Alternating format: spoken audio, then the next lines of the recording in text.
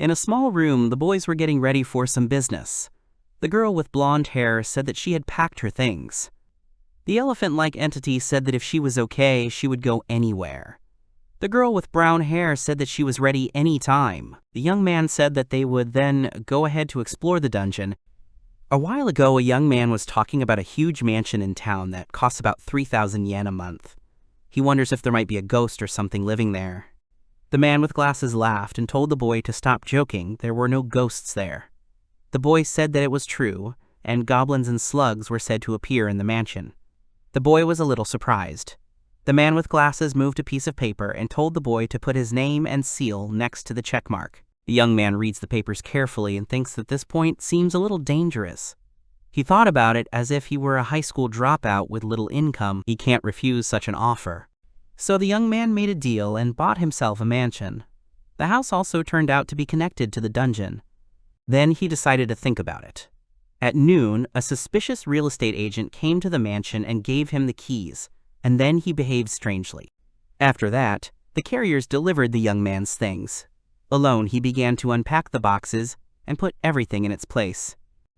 When it got dark, he walked out the front door. There was endless darkness and a stone room, and those alarming words of the realtor about goblins and slugs. The young man was very surprised to see a dungeon. The young man thought that it was probably a coincidence, however, it simply couldn't be. In any case, he didn't understand whether he would be able to return. If you think about it, this must be another part of his house. He closes the door to the dungeon and then goes to the kitchen and sits down at the table. He doesn't understand what he should do and whether he will be able to return to his world.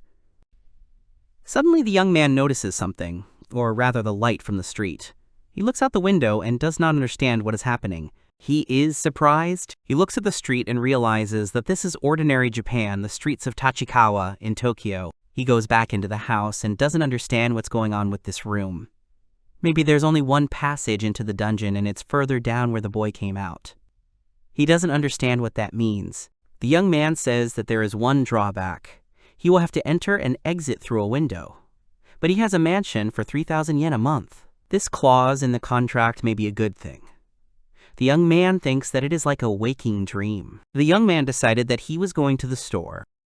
After a while, a young man comes from the store and says he thinks that's enough. He takes out a hero kit, namely a helmet with a flashlight, and they were selling climbing equipment. He tried on the things. The young man put everything on and said that now he would go to the dungeon. He approaches the mysterious door and begins to listen. The young man understands that there is silence behind the door. One way or another, he does not think that they will pounce on him immediately when he opens the door. He goes inside the dungeon. With this flashlight, he can see better than with the flashlight on his phone. This place is huge and looks like a room. The protagonist is thinking about the fact that he will suddenly meet a goblin from the shadow of the pillar. Suddenly, he notices something. He goes around the corner and doesn't understand what's on the other side of the pillar. The young man thinks that there might be goblins there, although, judging by the sounds, if there is a goblin there, then there's only one.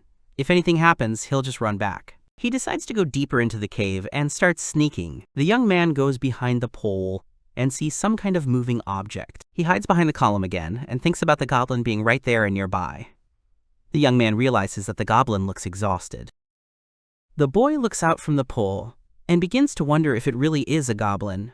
He sees the silhouette of a girl. Instead of a goblin, it looks more like a girl. Usually in games, this armor was worn by female knights. However, why is she not moving and crying? Maybe it's a trap. But if it's really a girl who can't move, he can't leave her alone. If he doesn't show courage now, when else will he get the chance? Even in ordinary village, Japanese will do something when it comes to him. He thinks about how his grandmother always told him to help others. He looks around and realizes that there are no enemies nearby, and there is a strong metal door. The young man wonders, what if the night girl is just a decoy? As soon as he gets close, the door will open and a crowd of goblins will run out. The young man picks up a pebble and throws it aside. He thinks that he must be careful. The pebble hits the girl's body. She starts to cringe in pain. The girl asks him to stop. The young man understands her speech and wonders if it is really Japanese. Although he does not fully understand the language, he can find out what she is talking about. He asks the girl if she is okay. The girl asks him not to come near. He wonders if the girl understands him. The young man says that he will come now. The girl shouts again for the young man not to come closer. The young man says that the girl cannot move now. The girl says she can move, but the young man understands that she cannot do this, and says that he will help her now. The girl cowered and asked the young man to stop and not kill her. The young man was surprised, but then she continued and said that she was ready to clean, wash, and whatever it was, she would do it.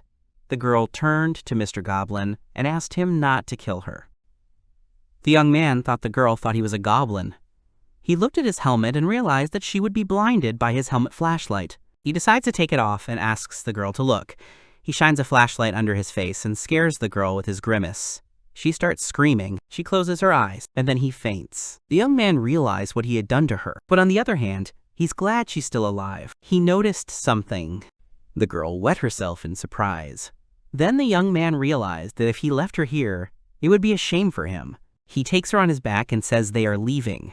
The young man also understands that the girl is very heavy, and all her thighs are wet, and this feeling is very disgusting. He also notices her shield and realizes he won't be able to carry it, so he decides to leave it here. If they get to his room, it will be easier for the girl to recover. They enter the house, and the young man realizes that he has not yet assembled the bed, so he decides to lay the girl on the floor in the Japanese room. He put it down. He sits down next to her and says that if he takes off her armor and wet clothes, it will be considered a very bad act towards the girl. He looks at her face and realizes that she is very sweet and so graceful, like a very high-quality doll.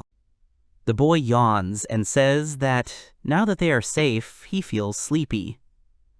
A lot has happened today, but he can't leave the girl and go to bed. Suddenly, in his sleep, he hears someone's voice calling him and calling him Mr. Wise Man. The young man opens his eyes. Someone asks him if he is awake. The boy thinks it is a Japanese-themed room in his new house. He must have fallen asleep while unpacking and dreamed it all. He entered the dungeon and saved the girl. He also strokes something and thinks about whether he had such a nice pillow. So nice and warm, and also it is a very pleasant feeling. Suddenly he shudders and screams that it is not a pillow but a girl. He apologizes to her and says that he just dozed off. The girl smiles and replies that she knows. She says that the hero slept so soundly that she did not wake him up, although she should have apologized. Besides, it is very cozy here. Even the great master is calm here. The boy asks if she really called him a great master, and that is better than a goblin. The girl apologizes and says that she did not see his face and he speaks the language of monsters, so she was rude to mistake him for a goblin. The boy asks about the language of monsters, and the girl agrees, and then asks him what language he is speaking now. The young man realized that Japanese was the language of the monsters in the dungeon world, so he was mistaken for a goblin. He said that he did not look much like a great sage. The girl asked if the young man really was not a great sage. He lived in the far part of the dungeon, and everything looked strange there. She thought that the young man was a great sage, living alone. And this endless sofa is just a great thing. She would like to stay here forever. And these excellent dolls. She thought they were magical devices. The young man understands that this is his personal box, which he unpacked. The girl asks the young man again if he really is not a great master. Then the boy replies that he is a great master, and these dolls are of course his magical tools, and they are definitely not strange. The girl replies that, to be honest, she thought that the boy was evil and would use black magic against people. So she was a little worried, because half of the dolls are naked. The young man smiles and says that everything is fine, because he is a great sage, and then asks the girl how she feels. The girl replies that she was under the influence of anesthetic, and therefore could not move, but now the effect is slowly wearing off. But if the young man had not saved her, but trouble would have happened to her. She calls the young man a savior, and then asks him to let her thank the savior, and says that she will do whatever he wants. The young man was very surprised. The girl said that even though she looks like this, she is a knight, so she needs to match her appearance. The young man thought about the fact that the girl allowed him to choose whatever he wanted. He thinks that she said everything that was in her head. Maybe do what he's wanted for a long time. Toru doesn't understand what he's thinking, and Grandma would be disappointed. The young man thanks the girl for her attitude, but asks her to just forget about it. The girl refuses and says that as a former knight she cannot forget it, and will remember it for the rest of her days. Toru thought that he was glad to hear that, but was it right for a former knight to promise that? He said that they didn't even know each other's names yet. The girl apologizes and says that she completely forgot about it. She smiles and says that her name is Arya Eldorakis, but the boy can just call her Rhea. Toru says the girl's name again, then adds that it's hard to pronounce her name. The girl repeats it and says that then he can just call her Rhea. Toru thinks that even though she asks him to, it will be difficult for him to call such a beauty by her name. The girl asks if she can learn the noble name of the great sage.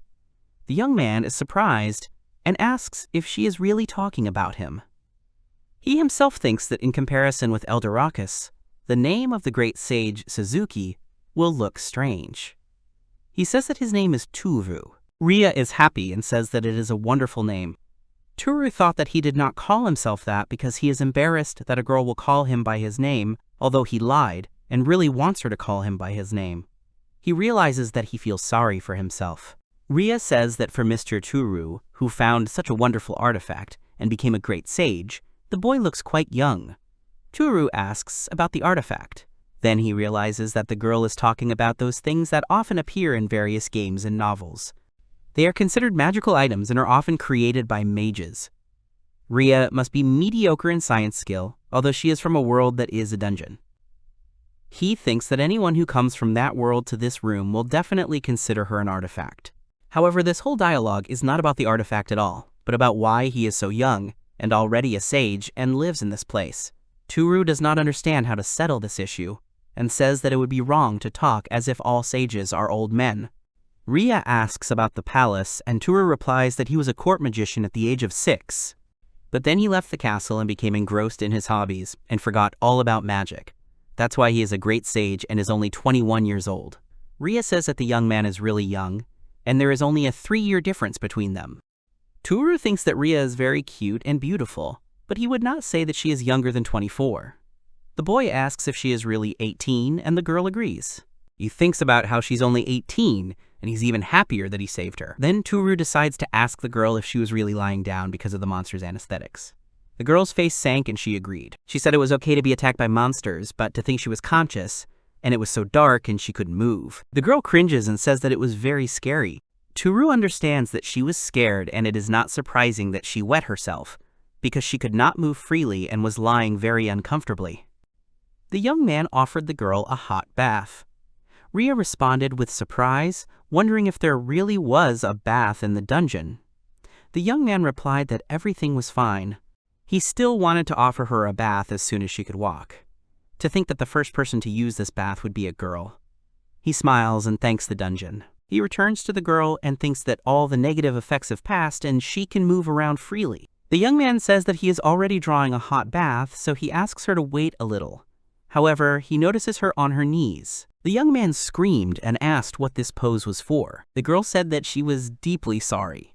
The boy said that he would let her use his bathroom, so she did something indecent. The boy realized that she had just realized it. He said that it was okay. The girl couldn't use the toilet when she wanted, so it shocked him too. But there was no choice and he didn't blame her. The girl was surprised and began to examine the young man's clothes. She panicked and said that she was all wet. Toru agreed and said that it happened while he was carrying her on his back. Rhea was shocked because she did it in front of the great sage. Toru said that sometimes it happens. Rhea interrupted him and said that it was impossible. Toru thought that the girl was right, and usually no one wets the sages. Rhea started crying and said that she couldn't become a bride. Toru paused, then said that if that was the case, then he would have to marry the girl. Rhea was surprised. She asked about what the great sage had just said and whether it was true. Toru thought that he should be more careful when throwing around such phrases. He apologizes to her. Suddenly, Rhea says if it was really a joke. She says menacingly that although the great sage couldn't joke like that, and then asks him if he was joking. Toru realizes that this smile is more frightening than the first trip to the dungeon. The girl says that it's time for her to go to the bath, and then asks where she is. Toru offers her his hand and says that she has something to teach her. The girl agrees and thanks the young man. The young man said that before going to the bathroom, this room is usually a hallway, and here you take off your shoes.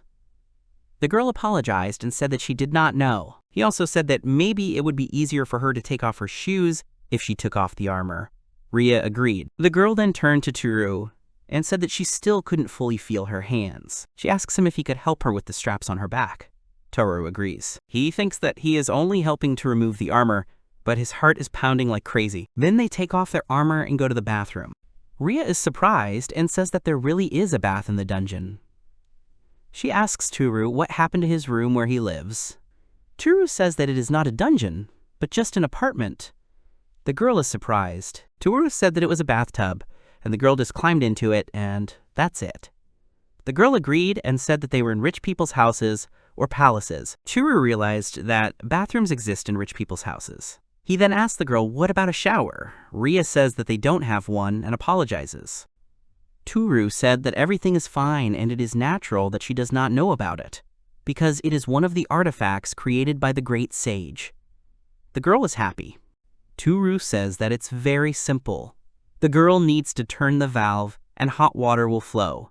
She can adjust the temperature by turning the valve to the right or left, so she will set the temperature for herself.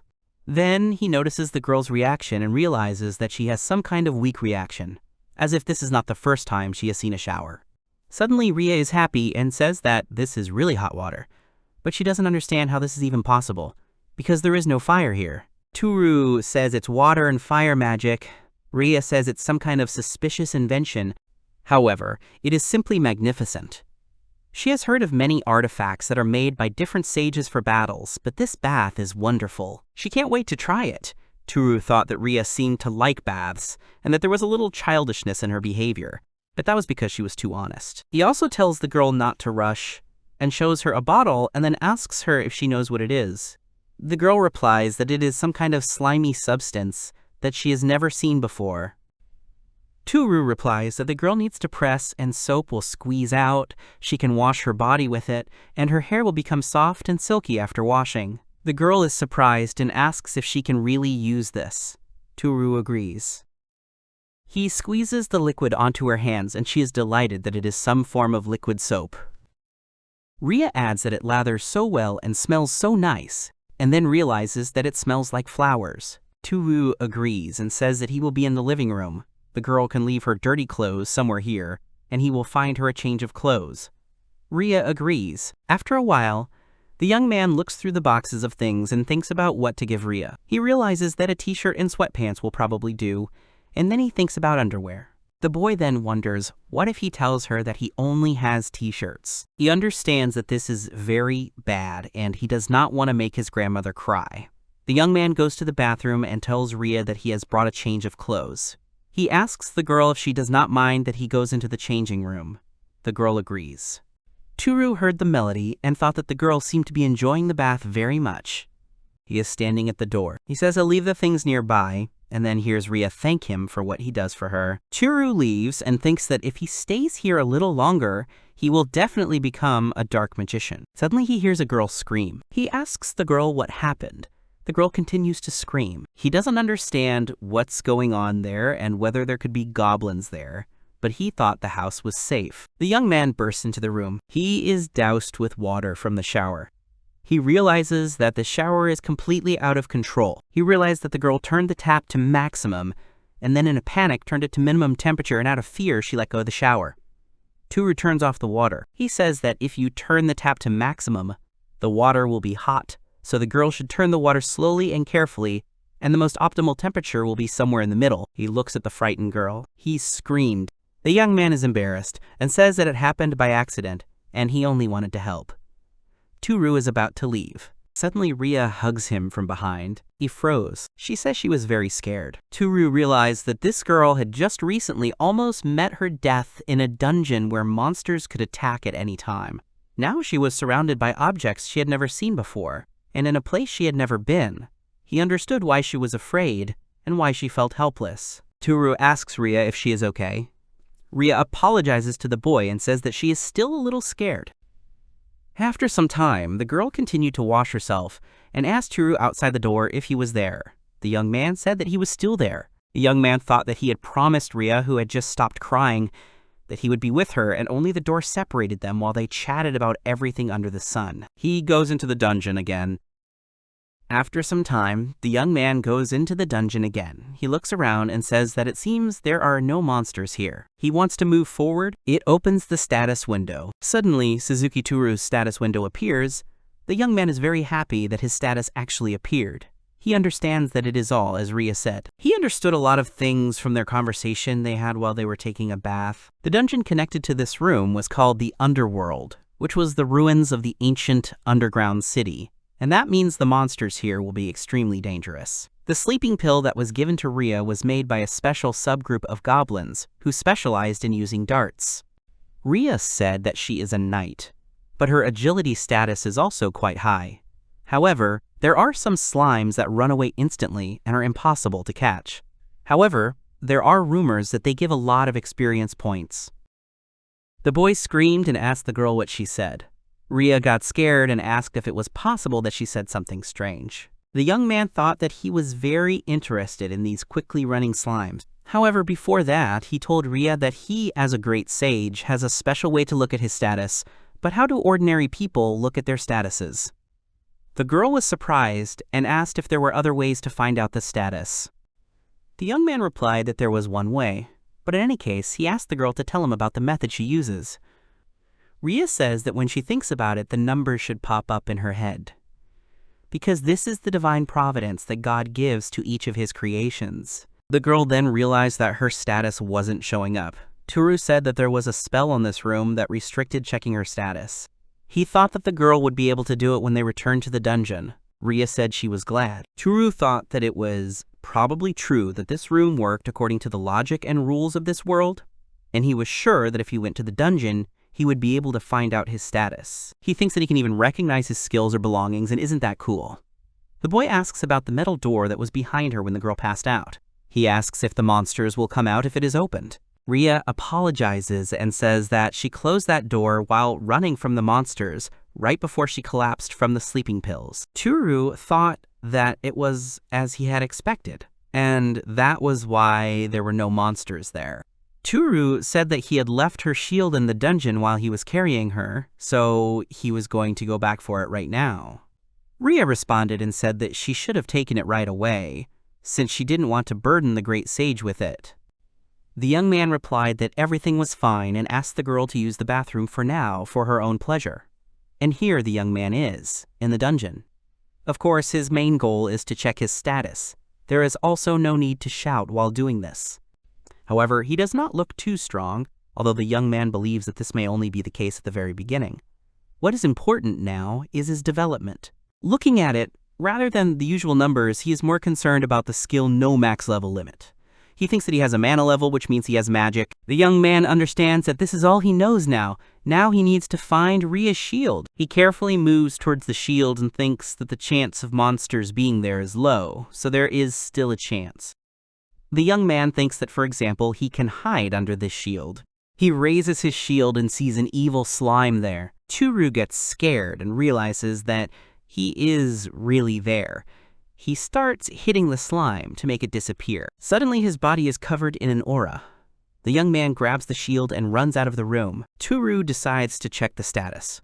Then he runs into the room and thinks he is going to die. Turu tries to catch his breath and says that he did it. He killed the slime and his level even went up. The Japanese guy who killed the monster and leveled up. His strength must have also increased, and should he check it out? The boy turns to Rhea and says that he will return and asks her if she is really still in the bathroom. Rhea greeted the boy and asked if she could use the bathroom for a little while longer. The young man agreed and said that she could use it as much as she wanted. He decides to take advantage of this chance and take the dynamometer. The young man squeezes it and realizes that he was able to squeeze 44 kilograms.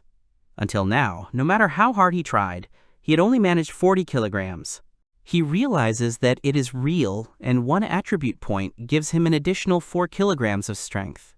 So if he reaches level 10, his strength will be equal to 80 kilograms. He decides to level up and crush the apple with his hands. Suddenly, Rhea appeared and told the young man that the clothes he gave were indeed very comfortable, but they look strange on a person like him. The young man was surprised and then said that this hairstyle looks very good on the girl. Rhea was embarrassed and asked the boy if this was really the case. She said that her hair was messed up when she fell into the dungeon, but usually she looks like this so as not to get in the way. Thanks to the soap that Toru invented, her hair is soft and silky. The swing is also very wonderful. Toru thought that he wanted to smell that hair too. Then the girl asked if Toru would really use the bath. Rhea said she would wait in the room where she slept. She asked if she could read the grimoire of the great sage while she waited. The young man was surprised and wondered if he had such things in his Japanese-style room. He thought there were only manga and a few thin books. Then Toru gets scared and screams. The girl asks the boy what happened. He asks her to stay in the room. The girl agrees. The young man suddenly began to put the books in a box and hide them. He then opens the door and tells Rhea that he needs to tell the girl something. They sit down at the table and the young man says that there is something that will bring great danger if the amateur reads it. He also says that they are forbidden, and that they are forbidden grimoires. Rhea was surprised and asked if they were really forbidden grimoires. Rhea was scared and asked what she had done. Toru replied that everything was fine and the girl did not know about them. However, she should never touch them and it did not matter where he put them. The girl agreed. Toru thought he was glad that Rhea was so honest and it was better for both of them. Rhea asked if she could ask a question. Toru thought it probably wasn't something like that, but why were there girls on the covers? It's a bit late to say this now, but the water in the bathtub, and is it really okay to use so much? Isn't it a precious resource? The young man agreed and said that everything was fine, and the water was extracted from an underground spring. He thinks that it's a lie, but practically it's true. Rhea said that it was water and could she drink just one glass. The young man realized that drinking water was a very valuable resource in the dungeon. Rhea didn't have anything with her, she must be really thirsty. Rhea asked if it was really impossible. Toru said it was definitely okay. He gets up from the table and says that instead of regular water, he will offer her something tasty. He opens the refrigerator and gives the girl a choice. She asks what it is. He gives her some drinks and asks the girl if she knows anything about water and milk. Toru says that it is red tea, and maybe the girl does not know anything about it. Rhea agrees and says that it is a super luxurious item. Toru replied that he understood everything, and the girl probably doesn't know about the steak either. The girl agrees. The girl looks at the carbonated drink and asks the boy if he is going to drink it too. Toru says that if the girl is not going to drink it, she should just leave it there. He also says that he will go and take a bath. The girl answers if everything will be okay. To give her so many precious drinks. The boy says that everything is fine and he should just tell him his thoughts later. After some time, the young man is in the bathroom where Rhea was. After some time, he comes out of the bathroom and says that he has refreshed himself. Toru thinks that so much has happened that he forgot to eat dinner. He says that Rhea also seems hungry, so he should do something. Then he notices Rhea. The boy told the girl that she could keep the drink if she didn't like it. The girl replied that she would drink it all, and that she wasn't a child who couldn't take her medicine. He also said that the cola tasted a bit like medicine. Rhea asked if it really wasn't medicine. When he drank it, the remaining numbness in her arms and legs instantly disappeared. The young man said that it was nothing to worry about, and that cola was medicine. Rhea said that the Great Sage's artifact is truly excellent. However, it is a sleeping pill, requiring a medium level of dispelling technique to fully heal. Toru thought that maybe cola is a panacea in another world. They think that there might be other products that have special abilities like this one. He asks the girl what kind of food adventurers usually eat in the dungeon. Rhea says dry bread like a rock and some crumbly pieces of snow-white fish marinated in salt. She is grateful for any food she can find in the dungeon, but it doesn't taste that good. So she soaks them in soup to make them soft. That's how they become edible. Toru realized that the girl was having a hard time. Rhea said that if you think about it, it really is a nice smell. She asked the boy what he was doing. Toru said he was making dinner and asked if Rhea would be there. Although he looks like that, cooking is his forte. He works in the kitchen of a family restaurant. Rhea asked if it was okay to use his precious food rations in the dungeon and even drinks. Toru told the girl not to be impolite. If she didn't eat, she wouldn't feel well. He had already started preparing 2 portions of food, and he couldn't eat in front of a hungry person. Then the girl asked Toru to wait a minute. She stood up and ran to the side. Then the girl comes out and tells Tora that it is embarrassing, but that is all she has. She gives the boy some coins from the bag. She says that she understands that it is not enough to repay him, but she asks the boy to accept it. The boy realized that these are gold and silver coins. Toru said that the girl should not pay for it. Rhea replied that she could not accept it. Toru thought that in the worst case, he could not accept money from a needy girl. She needs to find a good reason. Toru says that he is a great sage, so he lacks money, but he hid in a dungeon far underground. He asks the girl to tell him what's going on up there. Rhea says she definitely doesn't mind, but it's an unfair deal. Toru asks if the girl could help him create artifacts. He thinks she could help him with something. It's not an artifact. Rhea said that if everything is okay, she will help. She says that it is awkward, but she is a little attached to money. Toru laughed and said that this way it will be beneficial for both of them. Rhea thanked Toru. After a while, dinner was ready. Rhea was surprised and asked if the young man had finished, even though these were such intricate dishes. They smell very nice and look very tasty. Toru thought that it was just a premium hamburger steak and rice cooked in a microwave with some personal touches and a salad that he made. He was also very hungry, so he made something very quickly this time. Suddenly, the girl's stomach began to rumble. The young man laughed and asked her to start eating. The girl asked how they could eat it. Toru said that the girl could cut the cutlet with a knife and put it in her mouth. He says that the girl can cut out the fried egg that is on top. He says that the girl should let the yolk and sauce mix together and then eat it. Toru says that it is very delicious. Rhea says that she wants to try it too. She tries it and says it's delicious. It's the first time she's had such delicious food. Toru says the girl is exaggerating because she's hungry. Rhea said it was true, and even when she lived in the house, she never ate anything like that.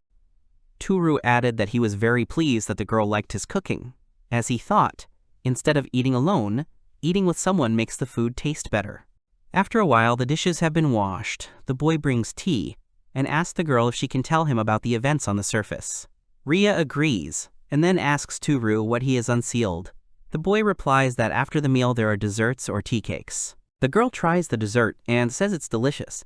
She feels like her body has become so light. The girl asks if it's really another artifact with special effects like cola, although she didn't think that the effect would last long. Even when she ate food now, it seemed that her health level and mana level were rising. The youth realized that this really was like a game. Rhea said that although she can't check her status here, but the food Toru cooked is indeed an artifact. The youth laughed and thought that he would confirm it in the dungeon later. With that, he wants to check so many things, and he wants to buy something before going to bed. He asks Rhea if they can go out for a while. The girl is surprised and asks if they are really going outside. Toru realized that if he thought about it, they were in a dungeon, so it was no wonder she was shocked. However, it is strange that Rhea was in the Japanese room. He wonders if she noticed anything outside the window. Suddenly, Toru stands up and asks Rhea to come with him. The girl does not understand what happened. The young man opens the door and asks the girl what she thinks about it. The girl says that she deliberately made a window in the wall of the dungeon, and Toru is quite fashionable. To attach the glass here, the young man must have wanted to see the wall of the dungeon. Toru was surprised and did not understand what was happening and whether Rhea really only saw a wall from the window. He looks out and says that, as he thought, this is Japan. Suddenly, the boy disappears into the wall and Rhea shouts that it is wonderful and it is magic that allows one to pass through walls. After some time, the young man says that he returned, but he could not take Rhea with him, so he went to the store alone. The girl greets Toru, and the boy wonders if the girl is really still in the bathroom. He looks into the bathtub and asks the girl what else she is doing. The girl says that she decided to do the laundry. The boy realizes that the girl is washing her clothes. Toru says that he thinks that this is normal for people from her world. The girl asks about what the girl said. Toru says that he doesn't say anything like that and then asks her what she washes with. The girl says that she washes with body soap and she shouldn't do that. Toru says that everything is fine, but actually he has a special artifact for washing. The girl apologizes to the boy. The boy asked her not to worry. Rhea then asks the boy if he has anything that can dry things. The boy agrees. The boy then gives the girl a dryer and tells her to use it. Rhea asks if there could be something wrong. Toru is embarrassed and says that it is his underwear. The girl says that she noticed the underwear in the basket and thought that it definitely belongs to Toru.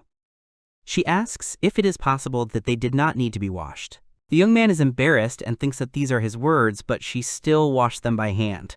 The young man says that they also needed to be washed. She thanks the girl. The girl agrees and smiles. Then, when the laundry was hung up, Rhea turns to the boy and asks if he has any cloth and olive oil. The boy agrees and then asks why she needs it. The girl says it is for the care of the armor. After a while, he gives the girl a rag and oil. Rhea thanks the young man. Rhea is going to take care of her armor. Toru thought that he wanted to ask her to help her assemble the bed, but still, he would not interfere with the girl and would do everything himself. The young man goes into the room and is about to make a bed. Toru says that although it says here that you need to assemble with 2 or more people, he hopes that he can somehow manage alone. Then the young man says that it is more difficult than he thought. Rhea asks if he really assembles furniture. And yet, Rhea helps the boy assemble the bed. The girl is happy and says that this bed is just wonderful. It is so strong and looks very comfortable. The boy says that he thinks it is time to rest. Then Toru says that the girl will sleep on the bed. Rhea is surprised and asks the boy, what about him? The boy says that he will sleep on the floor, but Rhea says that this is not possible and that she will sleep on the floor. Toru replies that Rhea is very tired and should sleep on the bed. In the end, he tried to insist, but Rhea's stubbornness won out, so he sleeps on the bed. Toru says that he will turn off the magic that maintains the light. Suddenly, he notices the girl's confused face and asks what's wrong. Rhea wishes the young man good night. He reciprocates. Late at night, the young man realizes that he cannot sleep, and it is probably because he gave Rhea his pillow. Suddenly, the young man notices Rhea at the door, holding a pillow. She asks the young man if he needs a pillow. The young man gets scared, and the girl says that she doesn't need the pillow. Toru notices the girls shaking hands. Toru says that the mattress is comfortable and you can sleep better on it. He offers the girl to sleep in the same bed. Rhea nods positively, so they go to bed together. The girl continued to tremble, but Toru took her hand. Rhea squeezed the young man's hand. Rhea told the boy that his hand was very warm and not scary. Toru said that he was very pleased. Rhea thanked the young man, and then they fell asleep together. The next morning, Toru wakes up to Rhea calling him. The girl bids the boy good night, and he barely opens his eyes. Toru shudders and starts screaming. Rhea is also scared and asks the boy what happened. Toru looks at the girl and realizes that he slept in the same bed with Rhea that night. He even got scared, because he was never popular with girls. Toru apologizes and says that as a great sage, he has trauma from the wars. Rhea says that she understands, and then asks the boy if he is okay. Toru says that he is okay. He remembers that a lot happened yesterday. His door is a passage to the dungeon, and he also checked his statues and fought the slime again, defeated him, and moved to the next level. Moreover, a beautiful knight from another world is in his house. He has not yet figured out what to do with all this, but at the same time, he feels very good. The young man asks the girl if she will have breakfast. Rhea agrees. After waking up and having breakfast together, they began to sort and unpack his things. The young man said that he felt bad because the girl was helping him when she didn't want to. The girl said that it was her responsibility. Toru asks what about the half-dragons that live in the craters of volcanoes and asks if they are still alive. There is something he wants to ask Rhea about the half-gods, half-humans that are always in fantasy worlds, like elves and dwarves.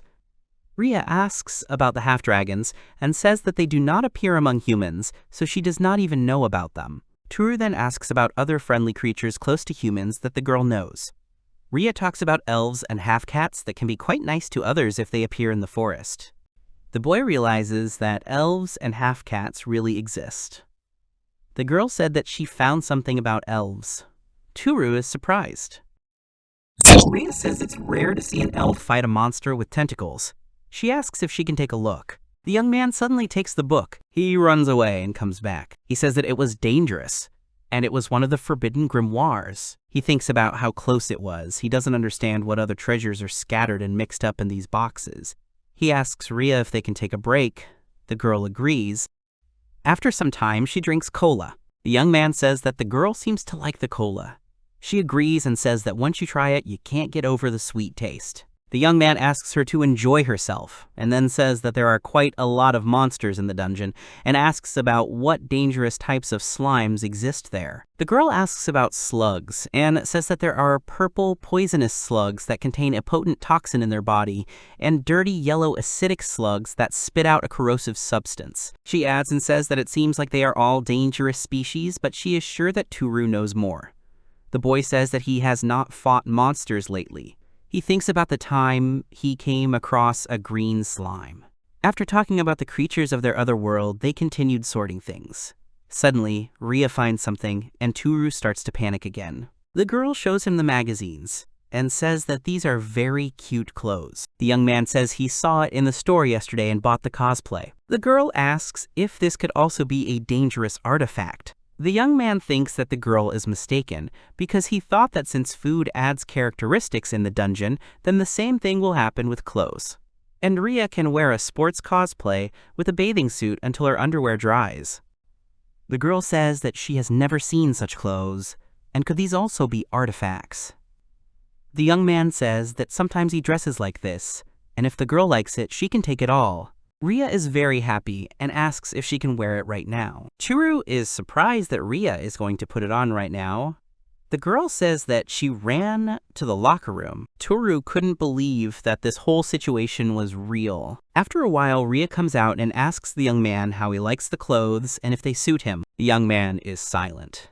He thinks about how these tight shorts highlight the shapes and volumes, and how these curvy hips are so noticeable. He also thinks that he wants to lie on the girl's lap, like on a pillow. Rhea hears his thoughts, which greatly embarrasses the young man. The girl says that her underwear will dry, but it is not as beautiful as these clothes. When it got dark, they finished packing, and they also had lunch and a break. He asks the girl what she is going to do. He asks the girl if she really can't go back now. Rhea agrees and says that she was in the dungeon with her comrades, but they got separated and she lost her sword. She's afraid to go back alone. Toru thought that he had assumed that. Even if she doesn't realize it, he thinks that what happened to her in the dungeon has affected her greatly. Rhea says that she was hoping that she could go with the other adventurers who are exploring the dungeon. However, she asks the young man that as long as she is here, will she not be a burden for him? Toru says that it is not a problem, and after all, he is a great sage. And if the girl wants, she can stay here forever. The girl says that she is grateful, but she needs to go back. She then asks if she can come and see Toru again. The young man agrees and says that the girl can return at any time. The girl then asks if she can use the bath. Toru agrees. The boy then says that while Rhea is in the bath, he will go to the dungeon. The young man thinks that there are no monsters to be seen here, and he is not even worried that goblins might appear. Rhea said that monsters usually shouldn't appear unexpectedly, but he doesn't understand why that slime appeared, even though he checked the entire room. Slugs can grow as big as a fingernail, or they can reach such a size that attacking a person will not be a problem for them. Small slugs run away to hide and grow to the required size there. To confirm his guess about the special effects of food in this world, he brought some bulk food that he would try here. He understands that food from this world has an effect to increase individual statuses and increases characteristics by 50%. There is food that does not give anything, but this food can give effects from the previous food eaten, or even restore health. He decides to take a look at his current stats. Then he decides to see what effect the stats increase with the power measurement device. He is happy because it turned out to be 64 kilograms according to the calculations. As he thought, the indicators work in real life too. He wants to become stronger, so he tries to find some slugs. Suddenly he notices a small slug. The young man realizes that it is so small that even if he kills it, the experience will be worth nothing. He thinks that he will wait until it grows up and then kill it, although if he does everything right, the slug can reproduce. You can raise monsters and then easily get high levels. Later, when he gets home, he decides to pour water and put some leftover food in it. He also decides to make holes for air. He realizes that the slug is white. Purple and dirty yellow are dangerous, so it's even better that it's white. The boy looks at the container and says that this slug is so cute, and he can find another slug better. He doesn't know what Rhea will think if she sees this. She was on the verge of death in the dungeon, and she is still afraid of monsters. Suddenly, he hears a girl coming out of the bath. He understands that he needs to hide the slime as quickly as possible. He decides to hide it in a box of manga. He puts it here because it is safer here, and he forbade the girl to touch this box. He asks the slime to sit here and read the forbidden grimoires. A girl comes into the room and asks Toru what happened. Toru replies that it's nothing special. The girl says that if anything happens, the bath is free and the young man can go. Toru thanks the girl. He is lying in the bathtub. The young man says that, to tell the truth, it might be dangerous to keep something from another world here, and if Rhea sees it, it won't be very good. He decides to take this slime back to the dungeon. The young man takes out a container. He realizes that the lid is ajar. And didn't he close it? The girl calls the boy and asks the boy where he is going. Toru says that he is going to the dungeon and will be back soon. After some time, he comes to the dungeon and leaves the slug. The young man tells him that the slug needs to come back here. He will bring him tasty food and a bigger house, so he asks him to enjoy it. Then the boy comes back. The girl asks him what he was doing there. The boy replies that he was doing nothing and asks her if she knows anything about white slugs. The girl replies that she heard that they are an endangered species. The boy is surprised. Rhea adds that it is a rare, non-aggressive type of monster, but no one has seen one for the last 20 years. The young man understands that the slug is very rare. He understands that since it does not attack people, it must be brought back. The young man tells Rhea that he needs to go underground again for a while. The girl asks him to be careful. Then the young man comes to the dungeon and notices an open box there.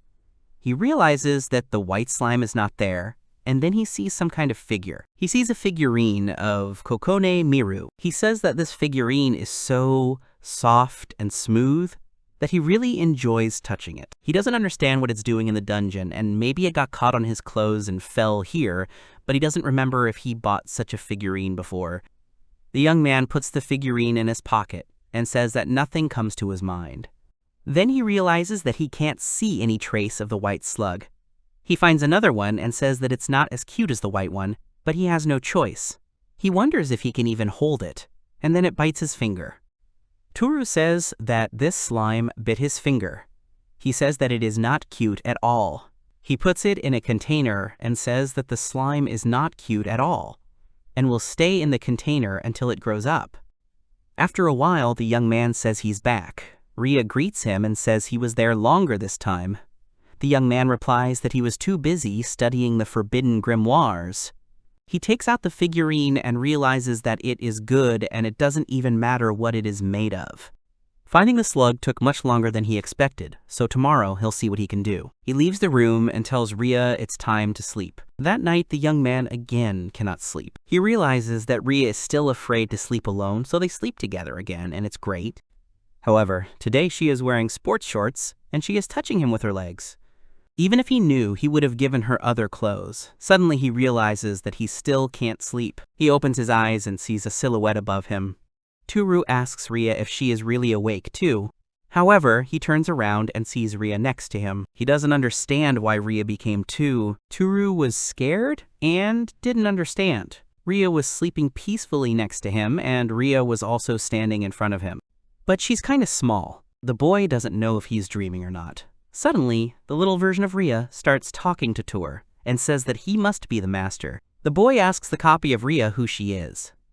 The copy of Rhea replies that isn't she similar? She also says that everything should be the same under the clothes. Toru becomes embarrassed and starts screaming. Suddenly he notices something moving from Rhea's side and grabs the slug. The girl wakes up Toru and asks if something could have happened. The boy apologizes and hides the slug. He says that he is a great sage, and he remembered the times when he had to deal with the 5th magical catastrophe. The girl said that to think that such things happened. Rhea goes to bed and says that it is hard, but she is with them, so the young man should be calm. Then Rhea sang until she fell asleep. Then Rhea fell asleep, and the young man got out of bed. He thought that she had found herself in the kingdom of Morpheus very quickly. The young man stood up and left the room. He puts out his hand, and there is a slug sitting there. He asks if it could be that this is all because he doesn't like the master. The young man asked her to put on shorts. And then he looked closer and said whether what he thought was possible. Slime says it's not bad slime. Slime then starts to cry. Toru asks him to wait and not to cry. then asks if he is a white slime. Slime agrees. Toru asks why he transformed into Rhea with shorts like that. Slime says that according to the boy, he liked it, and he transformed like that for the boy. Toru asks if the slime really means him by master. The slime agrees, and the boy tells him why he thinks Toru is his master. The slime says it's because Toru is the first human the slime has ever seen. Toru says that it's not because he gave food or they made a contract or anything like that. The slime gives a negative answer and says that the gentleman likes the girl. The boy asks if this is really true, and he thinks that when the slime says something like that in the form of mini Rhea, the slime says that he feels warm just from the thought of the master, and he will do everything the boy asks. Toru thought it was cute, but on the other hand, it was also bad, because mini Rhea was actually a slime. Then the boy asks the slime if it is a girl. The slime asks the boy if he wants to know its gender. Slimes do not differentiate between boys and girls as such. The boy says that this is also true. The slime says that it's okay, then says that it will tickle a little, but asks the boy to be patient, then crawls into his pants. The boy screams because the slime is crawling up his leg. That one crawls. Toru then asks the slug what it was. The slug apologizes and says he just needed it for a quick scan. Toru asks about the scan. The slime then took the form of Rhea and told the boy to look. Then she took off her shorts again. Toru turned away and told her to stop it. He saw that the slime had become hermaphrodite. Toru screamed. At that moment, Rhea ran into the room and shouted about what had happened. Toru apologizes and says that he is a great sage, and he had a nightmare where he tried to prevent the explosion of a magic reactor. He didn't even understand how he ended up here. Rhea said that everything would be fine and she would sleep with him. Then they went back to sleep and Rhea fell asleep first. A few minutes later, the boy left the bedroom again. The slime apologized to Toru and said that she just wanted to show that slimes do not have a gender identity. Toru asked her to choose one gender. The girl said that she understood and would follow all the master's orders. She could also grow bigger if she was given human food, so she could fulfill all the master's wishes. She said some interesting things.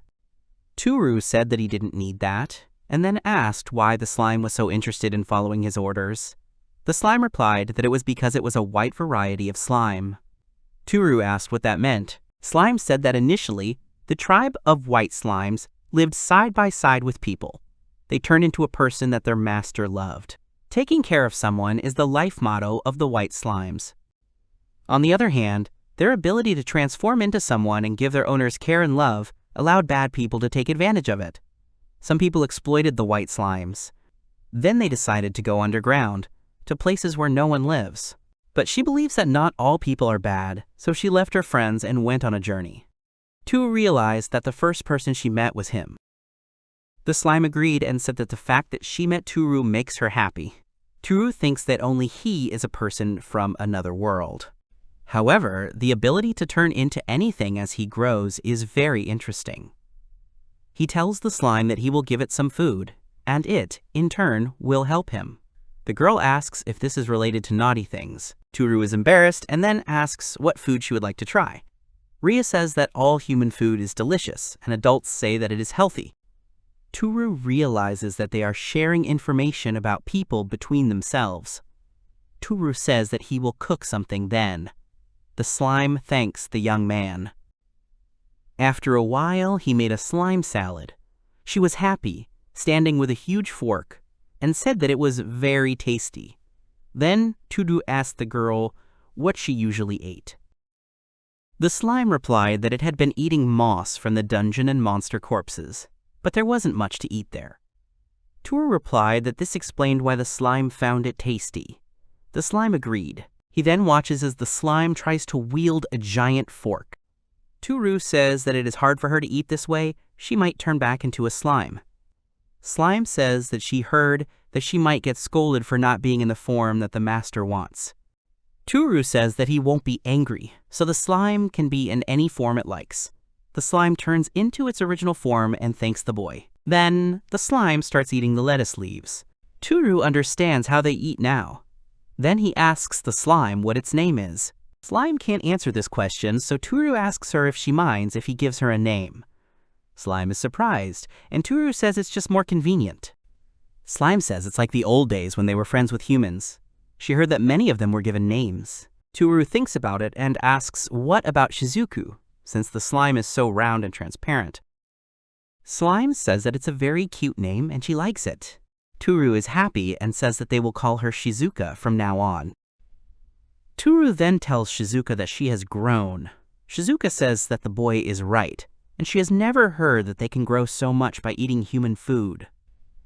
Toru thinks that this food has a special effect. He thinks that maybe it has an even greater effect on slugs. Since the girl has grown, she can be human-sized. The boy is surprised. Shizuka says that she will do it by increasing the air inside her and filling the space with water. That should work. Toru suggests that she go to the bath. After a while, he pours water and says that the water is ready. Shizuka says that she is going to transform. The next moment, Shizuka became bigger. She said that this body is a bit heavy, but she can hold on to this form. Toru asked if her body is really heavy. The girl said that there is water inside her, and it should be better if she grows bigger. Toru asked the girl if she still wants to eat. The girl agreed and said that the master's food was delicious and she would eat everything. Toru agreed and said that he would do something. After a while, the hearty bukkake noodles were ready, and then more pizza and a bun with milk. The girl was very happy. Shizuka then asked what kind of help the master wanted from her. Toru said that it was because he worked part-time at a small family restaurant. Shizuka asked about a family restaurant. Toru was surprised that the girl knew what a part-time job was. The young man said that he works in a restaurant. Shizuka said that she knows about restaurants and she heard it from adults when they talked about the human world. Toru replied that while he was at work, the girl should transform into him and be with Rhea and they could do something. Shizuka replied that she understood and Shizuku would do her best. Toru realizes that he is afraid to leave Rhea alone and he is starting to get nervous. Shizuku said that she will start to transform. Suddenly, she hugs Toru. She asks the young man to let her look at his body. This time, she will do everything perfectly and asks the girl to be calm. The boy said it was a thing, and Shizuku asked the boy to be gentle. After a while, Toru said that it was very ticklish, and Shizuku asked him to be more patient. After a while, she finished scanning the master's body. The boy said that in the future, Shizuku should warn before doing something like that. Shizuku apologized to the boy. Then she said that she was transforming, and after a while there was a copy of him in front of the boy.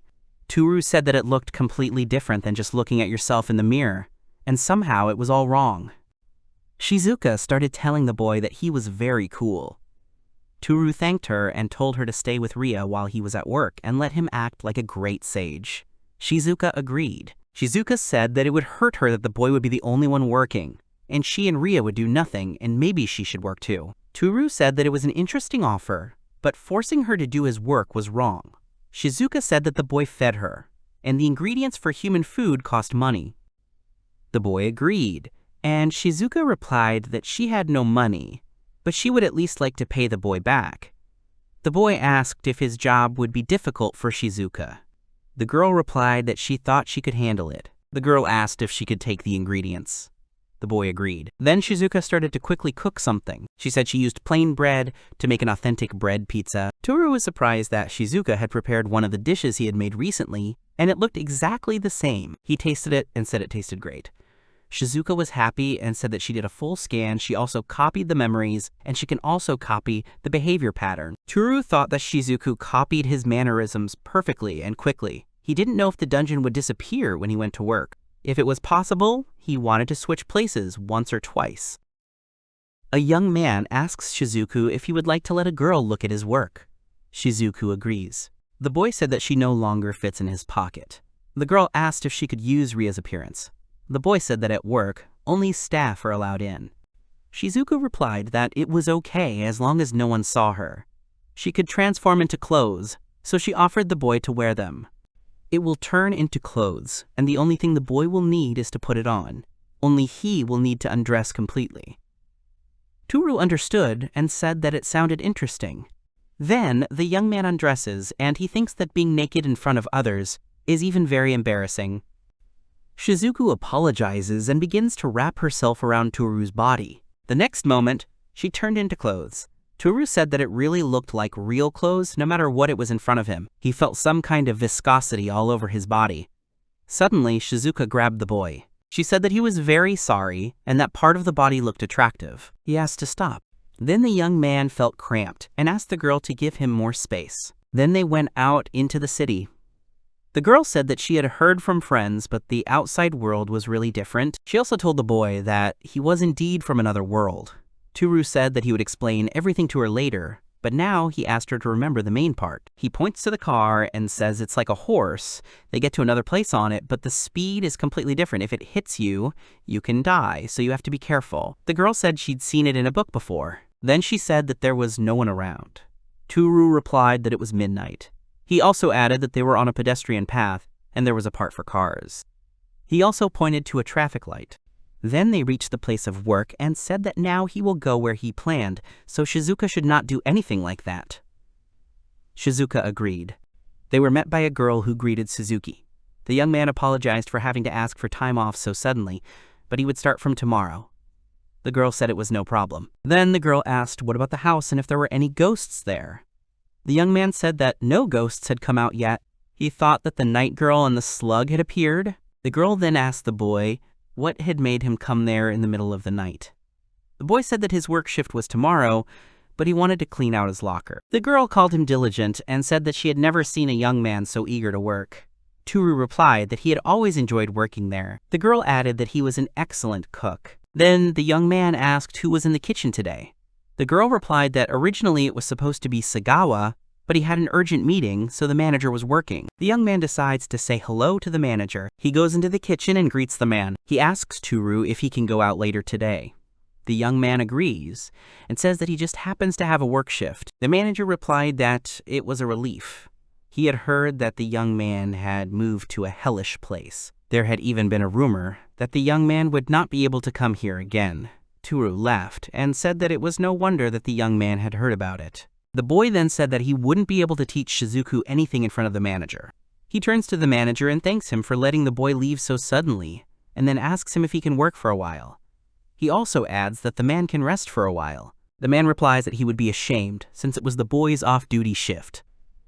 Toru replies that everything is fine, and that he also wanted to prepare for tomorrow, but first, he would change his clothes.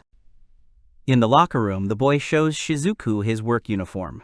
The girl asks if she needs to change into such clothes. He agrees.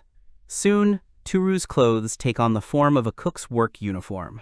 Toru goes out and tells the manager that he can take a rest.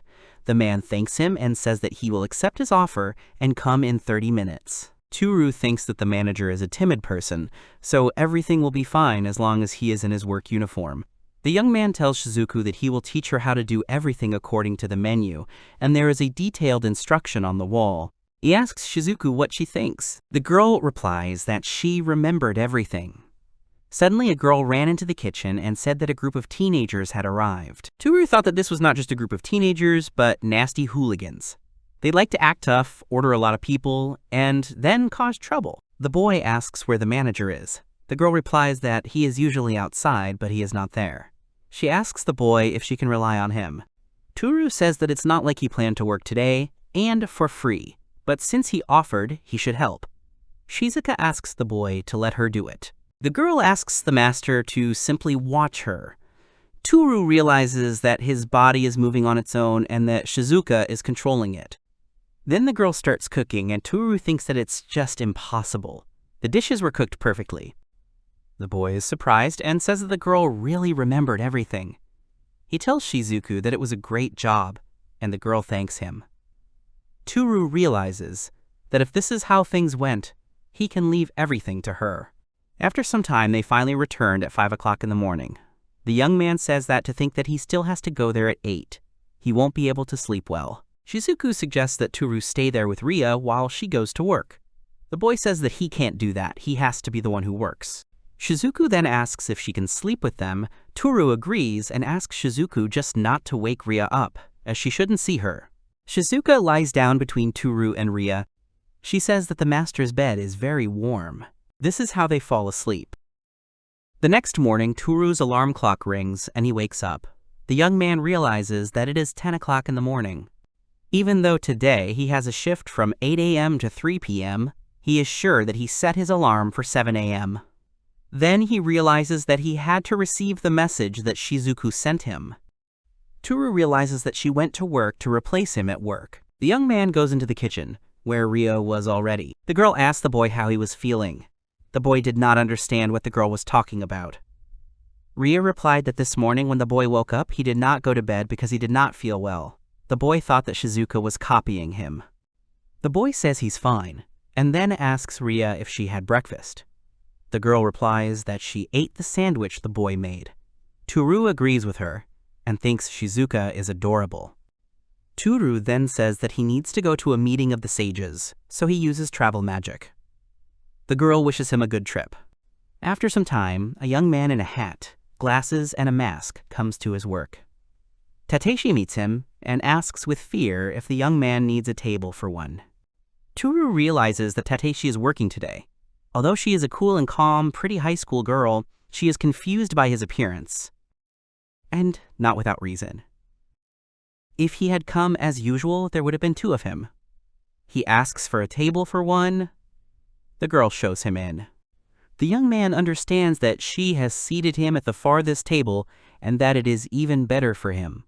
He orders a set of different types of meat. The young man looks around the restaurant and sees that there are no obvious concerns. The menu looks good and the customers are happy. Shizuku must be doing well. The girl brings a set of different types of meat. The boy thinks that Shizuku cooked it perfectly and even looks pretty. The boy tastes it and presses the button to call the staff. Tateshi approaches the young man and asks what is wrong. The young man asks to call the chef. Tateshi is embarrassed. Toru realizes that, as he suspected, it's written all over her face what he's talking about, and this is just a regular family restaurant. He says that he needs to do this. He stands up and shouts that it is so delicious, that he wants to personally thank the chef. The girl says she will call him right away.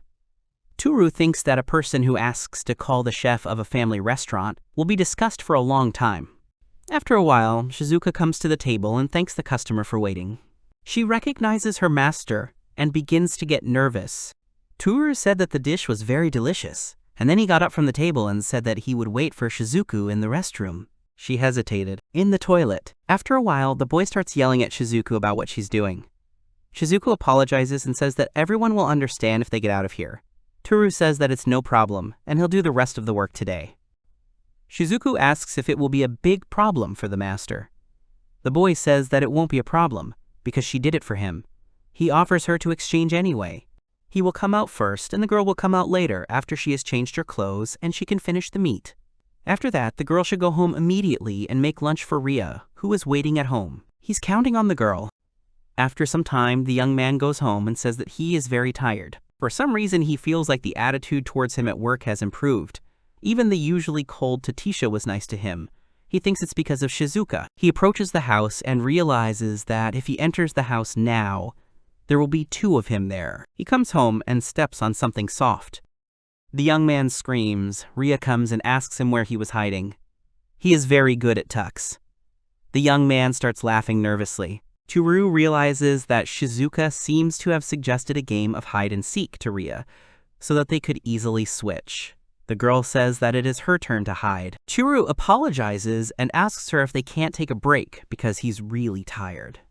The girl agrees and says that she'll fix her armor then. The young man sits down. Shizuka approaches him and apologizes to the boy for doing such a thing without telling him.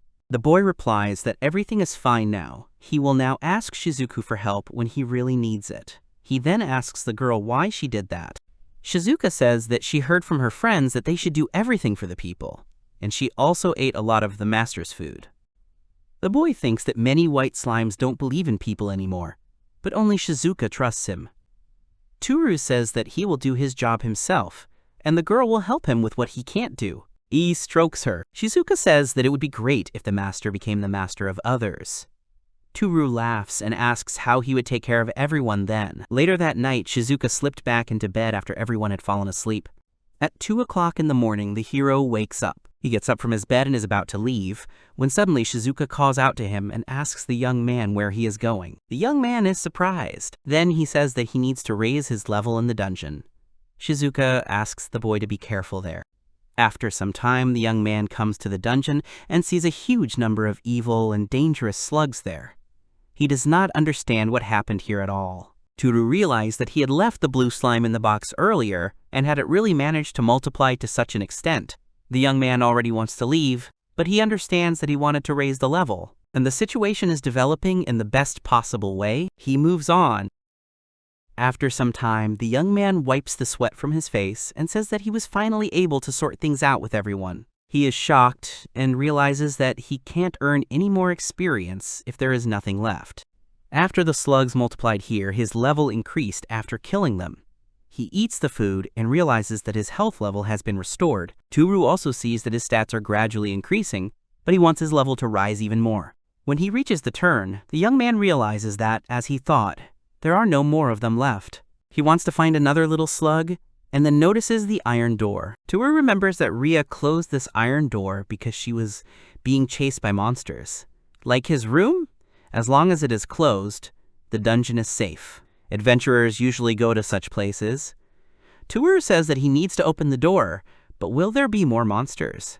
He realizes that this could be dangerous, so he decides to take a look first. The young man opens the door and does not understand what it means. Behind the door, there was a stone wall. He doesn't understand why she's here. He's sure that's where Rhea was headed, but he doesn't think she lied. Rhea also said that a stone wall was preventing her from leaving his room, if he remembers correctly. The young man hears some knocking. He realizes that these are monsters. Suddenly, someone shouted. A sorceress girl appeared from the wall. She pushed the boy and fell.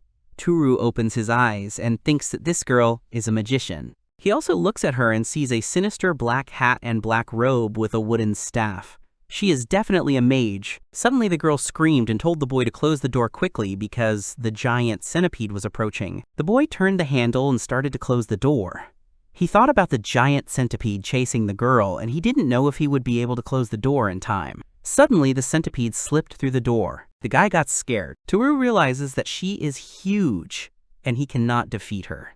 At this time, the door closes and presses the centipede's body. Toru realizes that she is stuck. He says that now they need to crush her. The magician shouts that the boy will not be able to kill her, so he tells him to move away, and she uses magic. The girl uses Inferno and sends a pillar of flame at the centipede. She lights up and starts screaming. Toru thinks this magic is just amazing. The centipede falls and stops showing signs of life. Toru turns around and sees the girl unconscious. He approaches her and asks if she is okay. Suddenly, the girl opens her eyes and screams at the boy to be careful, because there is danger behind him. There was a centipede. She attacks Toru, who screams and hits her with a pickaxe. The centipede falls and Toru levels up. He was surprised by this. He hopes that the centipede is now dead. He realizes that it doesn't matter now. He approaches the girl and asks her if she's okay and if she hurt herself. The girl says that she's okay a little bit, and then adds that the centipede was poisonous. Toru is surprised. He thought that the poison caused paralysis. The girl added that it led to a slow death, from which one could save oneself with the help of healing magic, but she did not think that in this situation it was possible. The girl was breathing heavily and said that just thinking about how she would die in such a place and how terrible the end would be. Toru decides to open his backpack and give her some cola. He remembers that cola cured Rhea of her paralysis, so he thinks it will help the mage too. He hopes that it will neutralize the deadly poison. He asks the girl to drink cola. Then he realizes she doesn't have the strength to even take a sip. He scoops the cola into his mouth, and then he gives it to the girl and thinks that this is the only way out. The girl starts coughing. She is surprised that her body has healed. The young man says that it is a panacea, so he offers her to drink more. He is not sure that cola is the same as panacea in their world. However, he said it confidently so as not to be suspicious. The girl started drinking more and said that this black water really cured the poison. She says that the water is sweet and also tingles. This medicine has a strange taste, and besides, she has never tried anything fast-acting. The young man said that he was pleased to hear that, but the girl was still weak. He had a safe place for her to rest. The girl looked at the young man suspiciously. The girl said that if the young man was going to do something to her, he should do it quickly. He was surprised. The girl said that he must be a criminal to live in such a remote place, not to mention his strange clothes. She doesn't have any jewelry, and all she has is herself. She asks if that's really why he helped her. Toru is surprised. He told the girl that she was wrong. He had helped her before, but he swears that he did it to save the girl. He also says that it was the first time and already imagines how he will justify himself to Rhea. He does not even understand why he is apologizing to her, because she is not here. He says that, in any case, there was a misunderstanding. The girl asked if he really wouldn't treat her badly. She doesn't believe that someone can wear strange clothes and live in a dungeon without a good reason. She asks the boy who he is. Toru panics and says that he is a hermit who decided to live here to get away from the busy life outside the dungeon. The girl sighs and then extends her hand to the boy. Toru doesn't understand what it is and asks if they are really going to shake hands now. The girl asks if he wants to take her to a safe place. She is not yet strong enough, so she asks the boy if he could hold her hand. Toru picks the girl up. After a while, she apologizes. He was embarrassed. She apologizes for blaming him, since he did save her life. Toru replies that it's okay, and it's okay to help someone in trouble. The girl smiles and tells the boy that he is really kind. All she could think about was how to escape from the centipede. Toru replies that he is completely sure, but they are almost to a safe place, so the girl can relax. He also says that the safe place is here, behind the strange door. The girl sees a wall and says that there is nothing here except it. Toru is surprised and asks her how this is possible. He opens the door. He asks the girl if she can still see the door. The girl replies that nothing has changed. Toru is surprised and thinks that he passed through the passage when he carried Rhea to his room and what happened then. The girl began to panic and asked the young man if he would really do something to her. She demands that he let her go immediately. Toru silently began to rush forward. The girl was surprised, and then she shrank and closed her eyes. Together they passed through the wall. The girl opened her eyes and was surprised that they had come to an unknown place. Toru realized that, as he expected, all people except him only saw the wall. As long as he was in physical contact with others, they would be able to pass through the wall. So the back of the iron door and the windows could be used as an entrance. Suddenly, Shizuku appears and greets the owner. The girl was surprised that there was a white slug here. Shizuku agrees and says that she is a white slug. Toru tells Shizuku that the guest is a mage and that she is currently feeling ill due to the poison, so she asks Shizuku to take off her shoes. The girl agrees and pulls off the magician's boots. The girl says she took off her shoes. The boy thanks Shizuku, and then they go into the room. After a while, the young man asks the girl how she is feeling. The girl replies that she is fine, but just very surprised. Just think that such a strange room exists in the dungeon, and even a rare white slug here. She looks at the boy and asks if he is really a great sage. She then says that she is really interested in the boy now. She smirks and then starts to take off her clothes. The girl takes off her robe. Toru thinks that he wanted to tell her in the dungeon, but her clothes are a little revealing. Then she takes off her hat and elven ears appear from under her hair. Toru asks the girl if she is really an elf. The girl says that she is a high elf and asks him if he really just noticed.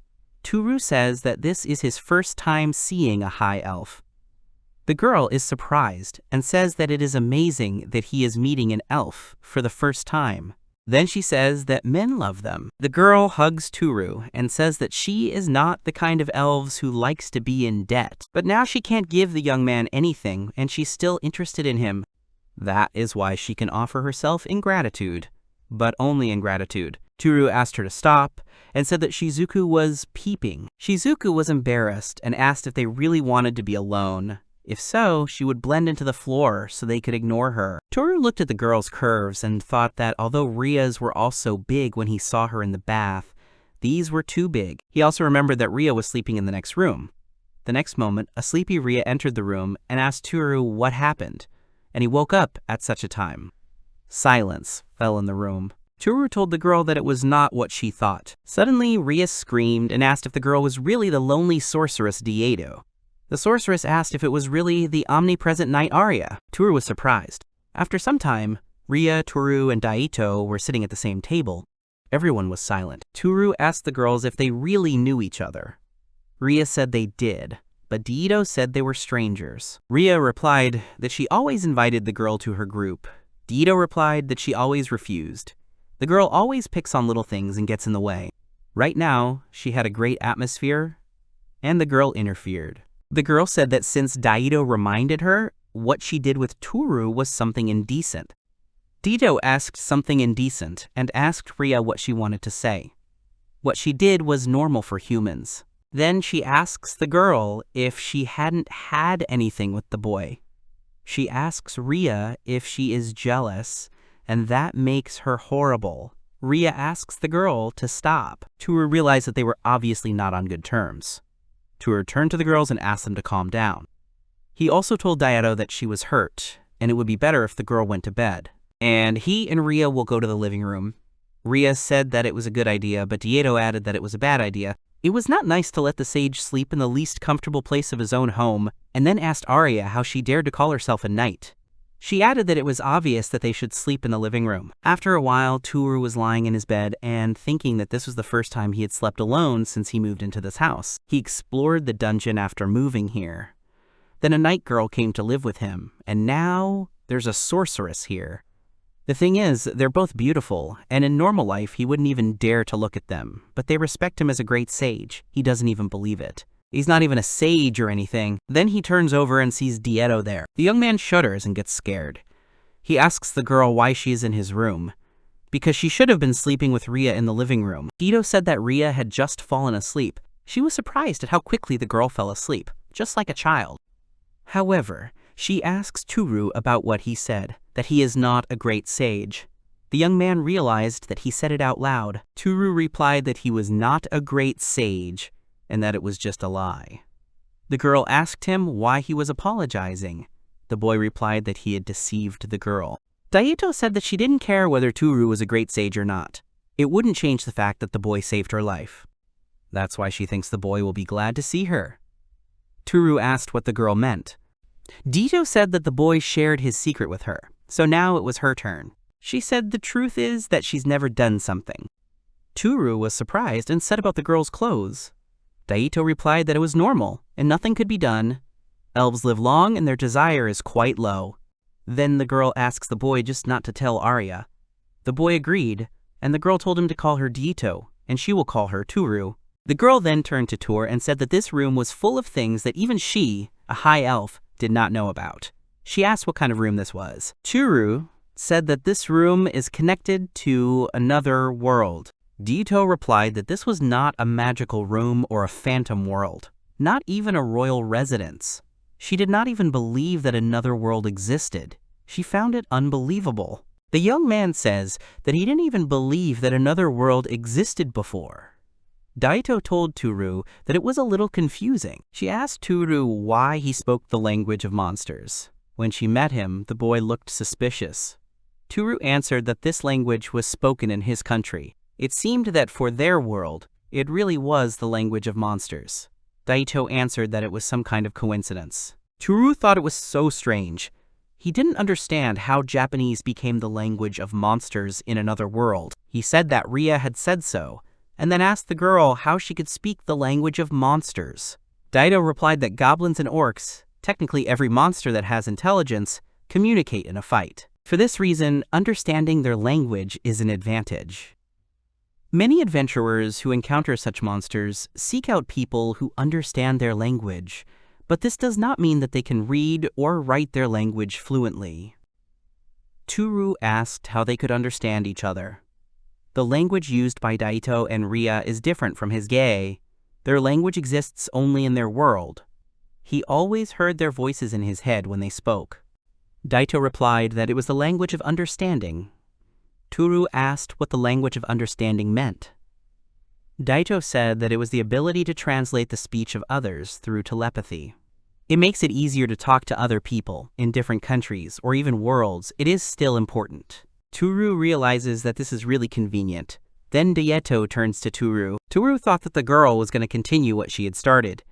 Deito began to beam and say that she wanted to see the boy's world. The young man then changes Deito's clothes and takes her out through the wall. Daito says that it seems to be true that she can only pass if she holds on to the boy. Then Toru asks the girl to put on a hat and hide her ears completely.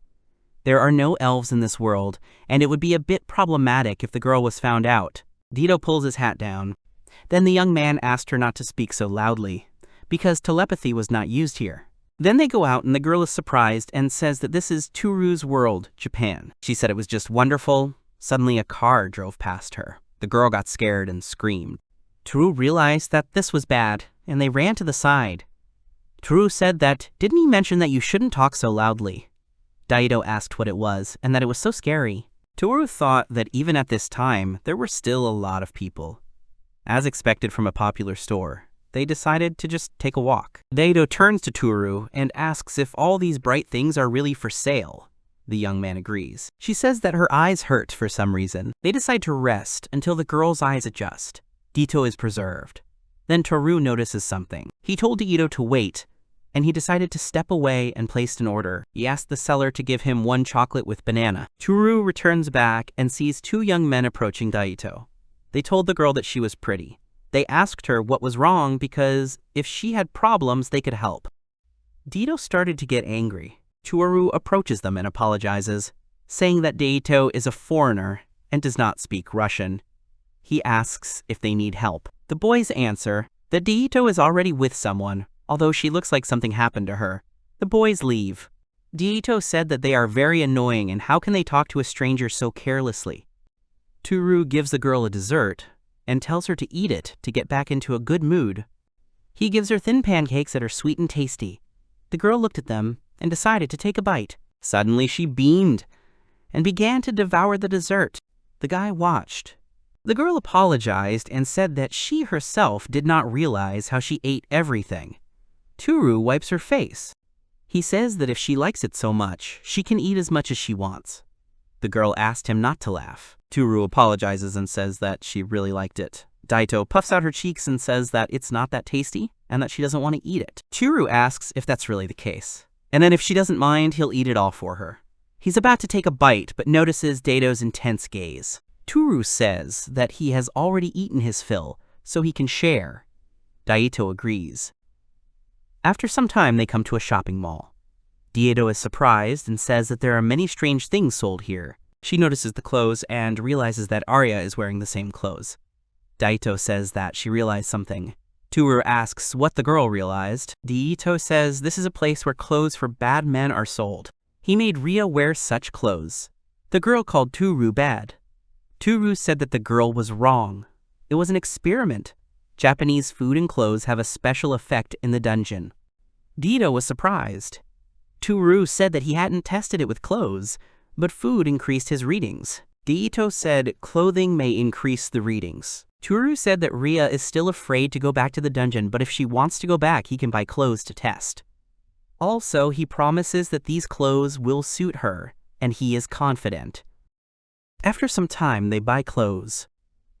Daito says that Japan is amazing. The shops are big, the food is delicious, and all the things are so cool.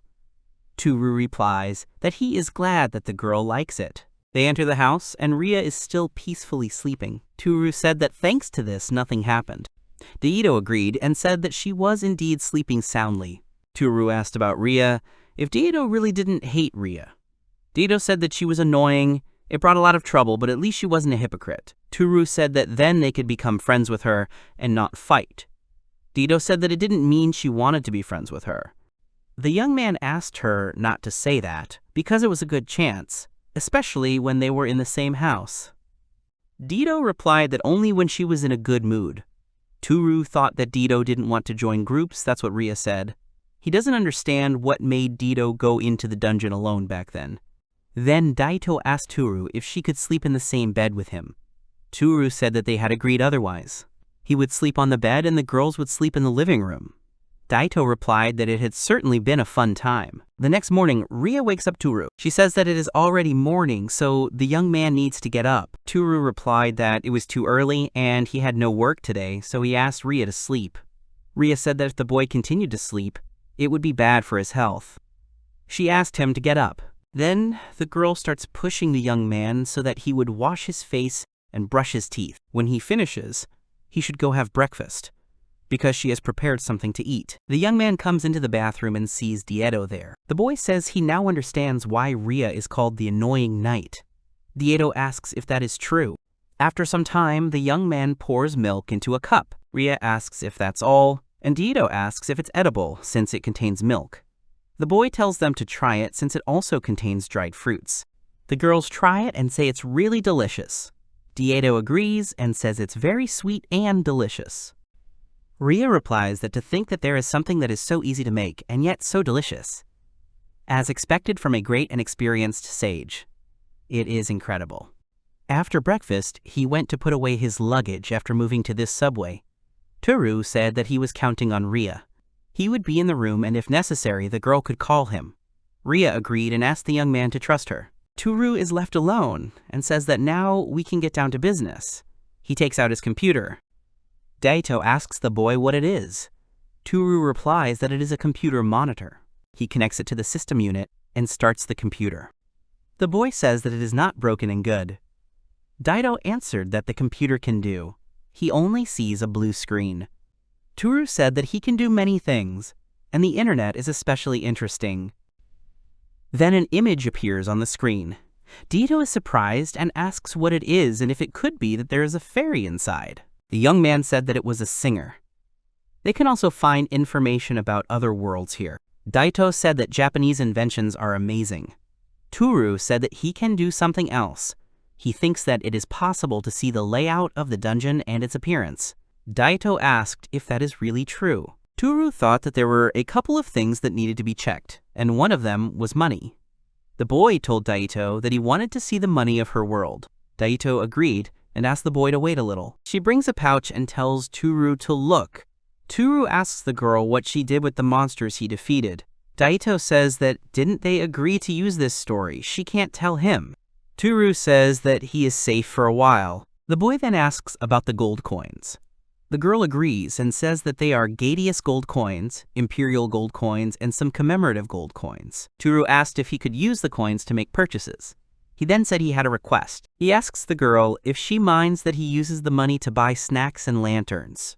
The girl agrees and then asks the boy if he is sure that the currency from another world will be accepted. Toru replies that it is obvious that yes. Ito tells him to take as much as he wants as thanks for the suit. If the boy is right about the artifacts of this world that increase stats, they will be even rarer than those that appear in the markets.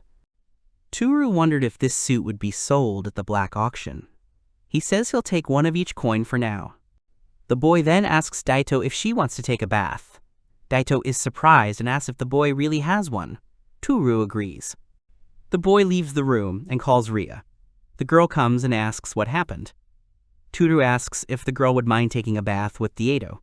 Daito is surprised. She asks the boy to wait and says that she can take a bath herself. Rhea says that she understands and then turns to Daito and says that she will teach the girl how to take a bath. Everything is different here.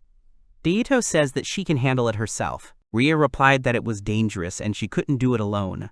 Toru thought that if he had said he was leaving, Daito would have followed him, but now Rhea would be with her. He gets dressed and says that it's time to get ready now. After some time, he comes to the bank.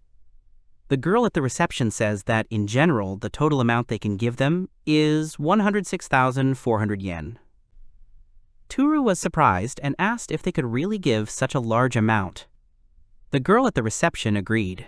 She said that the small medal is worth 9,400 yen, and this medal with a face is worth 97,000 yen. The biggest medal seems to be plated with platinum gold. They can't estimate its real value. They need to check it further. So, for now, they can give the young man this much. Regarding the last medal, they ask if the young man would mind if they took it for further examination. They will inform the young man when they know its true value. The young man says that he does not need it, and that 2 coins are enough for him. Then he goes home and says that they are worth so much. If they continue to study these coins, sooner or later it will attract problems. It will be suspicious if he comes to exchange money often. But he cannot spare some of his time for this now. Now that he has money, he can buy the necessary things to make sure. Last night, when Rhea fell asleep, he ventured into the dungeon with Daito to learn more about their world. There, the young man was able to level up.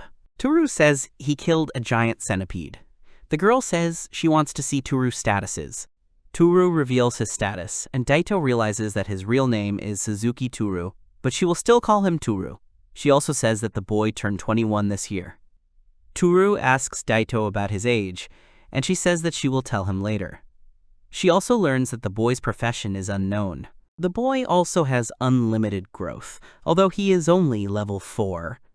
Toru says that he has had this from the very beginning. Daito says that it is amazing that she tried everything to have such a skill. Toru is happy. Daito says that Toru's life is short. Toru asks what Daito means. Daito says that unlike elves who can constantly increase their levels due to their longevity, humans can't do much. There's a very high chance that they'll die before they reach their level cap. Toru sighs. Daito said that the big centipede that the boy met is not so easy to defeat for someone who is level 1. Moreover, the chance to meet it is rare for a beginner. Toru replied that he was lucky there then. Daito said that this status reflects the main growth of the youth's activities. It is completely different from the growth of the profession. In the case of the youth, the lack of a profession means that the youth cannot do anything yet, but his profession can be anything. It depends on his efforts. He can develop attack skills, magic, and support skills. But for that he needs to level up and also learn a lot of profession.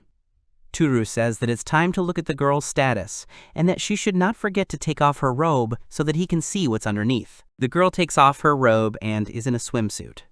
The girl said that it was embarrassing and asked the boy to stop looking at her. The girl looked at the stats and said that her defense had increased by 200 and her level cap had increased. Toru said that he wanted to see it too. He copied down the girl's characteristics and said that she was 221 years old. Daito said that elves can live up to 1,000 years, which is like 20 years in human years. The boy said that Daito had almost reached her level limit. Daito said that he was wrong. She had reached her limit a long time ago, but after she put on this swimsuit, the limit increased. It's strange that such elastic clothing has high protection ratings. She says that these clothes are wonderful. Daito said that she was sure that these shorts also had a special effect. She would change and check. Toru was surprised that this should happen here and now. Daito asked the young man to turn away for a second. The girl changed her clothes and did not understand why this was so. She said that her level limit has not decreased even now that she is not wearing a swimsuit. The boy asked what the girl meant by that. Daito said that she meant that it wasn't the swimsuit that increased her level cap. There had never been a time when the level cap increased on its own. Toru was surprised. Daito said that the effect of the unlimited level is still not fully understood, but she thinks the reason is different. Daito and Toru's lips touch. Toru is surprised and asks what just happened. Daito says that she was right and her conclusions are correct. Toru asks what happened and then points to the girl's clothes. She froze. She was embarrassed and apologized to the boy. Toru replied that it was nothing and asked what happened. Daito said that when they did something, her level cap somehow increased. She checked that it had increased, and now the value was 49. It seemed that when someone kissed the boy, they would gain unlimited growth. The boy asked if the ability of unlimited growth was really possible. Daito said that she had never heard of it back then either. Perhaps it was because the boy lived in this world, or it was the ability of the skill itself. Toru said that there was not even a description of the skill. Daito replied that there were some skills that required a high-level appraiser to be seen, she knew. Toru asks if the girl is saying that there are abilities that he has, and not only that. Then the boy asks Daito what she is doing. Daito asks if the boy can't see that she wants to kiss him. Toru asks her to calm down. Daito asked the boy if he really didn't want to help the girl increase her level cap. She had spent many decades without being able to increase her level. He didn't know how many monsters she had defeated to become stronger. At the same time, she was still behind humans who had a higher level cap. Toru said he was sorry. Daito said that she wouldn't kiss someone she didn't like, even to level up. She did it because it was Toru. The boy was surprised and said that he was glad the girl said that. Daito said that Toru was just thinking about Rhea. She said that it was because the boy liked her more than Daito. Toru replied that he couldn't say that. He said that he liked Daito as much as Rhea. Daito was surprised. Toru apologized and said that he was hopeless and so frivolous. Daito asked what if he chose Rhea. What after that? In 80 years, when Rhea is gone, will he be with the girl? Toru asked what she was saying. In 80 years, Rhea will be gone, and he will be dead too. Deito said that there is a way to extend life. But for this, something is needed. Toru asked about a way to extend life. He asked Deito to tell him about it. Deito said that this method is the ruler of the labyrinth, the master of the underground. The next day, Toru was working at the restaurant. He sighed tiredly and thought that everything was very complicated. Last night, the young man asked about the dungeon master. Deito agreed and said that this was a skill that would allow the young man to become the master of the dungeon. Even though it's technically a skill, it can't be obtained by simply leveling up. Deito said the only way is to go to the bottom floor, find the current overlord, so to speak, and get the skill from him. Toru asked what happens to lifespan when you gain a skill. Deito replied that the dungeon master never ages. Toru was surprised and asked if that meant he was immortal. Deito replied that even though he does not age, he can still die. The overlords reside in this dungeon, known as Yomi. They can choose successors and can also be challenged to a duel for the right to become the overlord of the dungeon. Toru replied that it was clear to him now, and then asked how to get to him. Deito replied that they had to reach the top floor first, and that defeating the dungeon master would require a great deal of experience. However, the young man needs to defeat him as quickly as possible before he is killed by monsters or dies in old age. If you think about it sensibly, it's impossible. She asks the boy to imagine that it took her hundreds of years to reach her level. Toru gave a negative answer. Toru said that these are just levels and they can handle it. There is one method they can use. Deito asked about killing monsters. Deito said it was an interesting idea. Toru asked if it might not work. The girl said that it was quite possible. In general, adventurers perceived monsters as creatures that they had to defend against in order to level up, so they never thought about increasing their numbers, but if they really reproduced faster than cows and pigs. Toru said that regarding the increase in the number of monsters, they can check their status through his computer, at the right time turning off the traps that they set earlier to kill them. This means that they will be able to level up easily while remaining safe in the room. Deito said that was wonderful, and then asked what had happened to her efforts over the past 200 years. Toru replied that in any case, they could try leveling up using this method first. Deito added that they could do it. Toru said that, however, he was not quite prepared for something. He did not even know what it was like. Deito asked the boy what he meant. Toru says that it is unknown whether it is good or bad for a person to live longer than other people. Doesn't that mean that the girl will always be with him? Deito said that they will be together, traveling between worlds, looking for adventures, trying and enjoying different foods. She's sure it will be great. Toru said it was a good idea. Then he said that he had never managed a dungeon. He hated the idea of monsters belonging to him killing people. The girl said that adventurers did the same to monsters, and if he really hated it, they could try to solve the problem. Deito added that, besides, if he didn't like being the dungeon master, the young man would always have time to pass on this privilege to someone else, probably. Toru said that his goal now is to reach the most inaccessible part of the dungeon. He hopes that there will be no problem with the appearance of another dungeon lord. After some time, at work, Toru thought that even though he said so, he was just a poor young man. He thinks that changing his part-time job and becoming a dungeon master is funny. Suddenly, Tateshi approaches Suzuki. She says that it looks like the food in the oven is ready, and she has another order. The young man apologizes to the girl and says that he will sort it out now. The girl agrees. She looks at the young man and is worried. After some time, the boy comes home. Rhea and Deito greet the boy. Deito said that the boy is late, and she wants to eat. Toru apologized, and said that he brought food from there today, so they can have dinner. Rhea was surprised. Toru said that he teleported to another country and, as the girl sees, he brought food as a gift. Rhea prints it out and says it's the hamburger they tried earlier, with 2 buns. The boy agreed and said that it was just called a hamburger. Rhea and Deito try the hamburgers and say that it is very tasty. Deito also said that the cola was simply excellent, and Rhea agreed with her. Toru quietly opened the door and told Shizuku to take 1 burger and eat. The girl thanks the boy. Deito enters the room. She asks Toru if he is really hiding Shizuku from Rhea. Toru replies that he helped Rhea when she almost died in the dungeon. She was paralyzed. She got hit hard, the monster scared her, so she might be scared of Shizuku. Daito is surprised that Rhea was paralyzed alone. Toru agrees and says that she got separated from her friends and lost her sword. Daito said that as she expected. Suddenly, there was a loud sound. Rhea suddenly ran into the room and asked Toru about the strange sound. Daito was also surprised. Toru closed the cabinet door at that moment. Toru said that everything was fine and they shouldn't panic. He picks up the intercom and starts talking. Rhea turns to Tor in confusion. Toru told the girl that they should hide.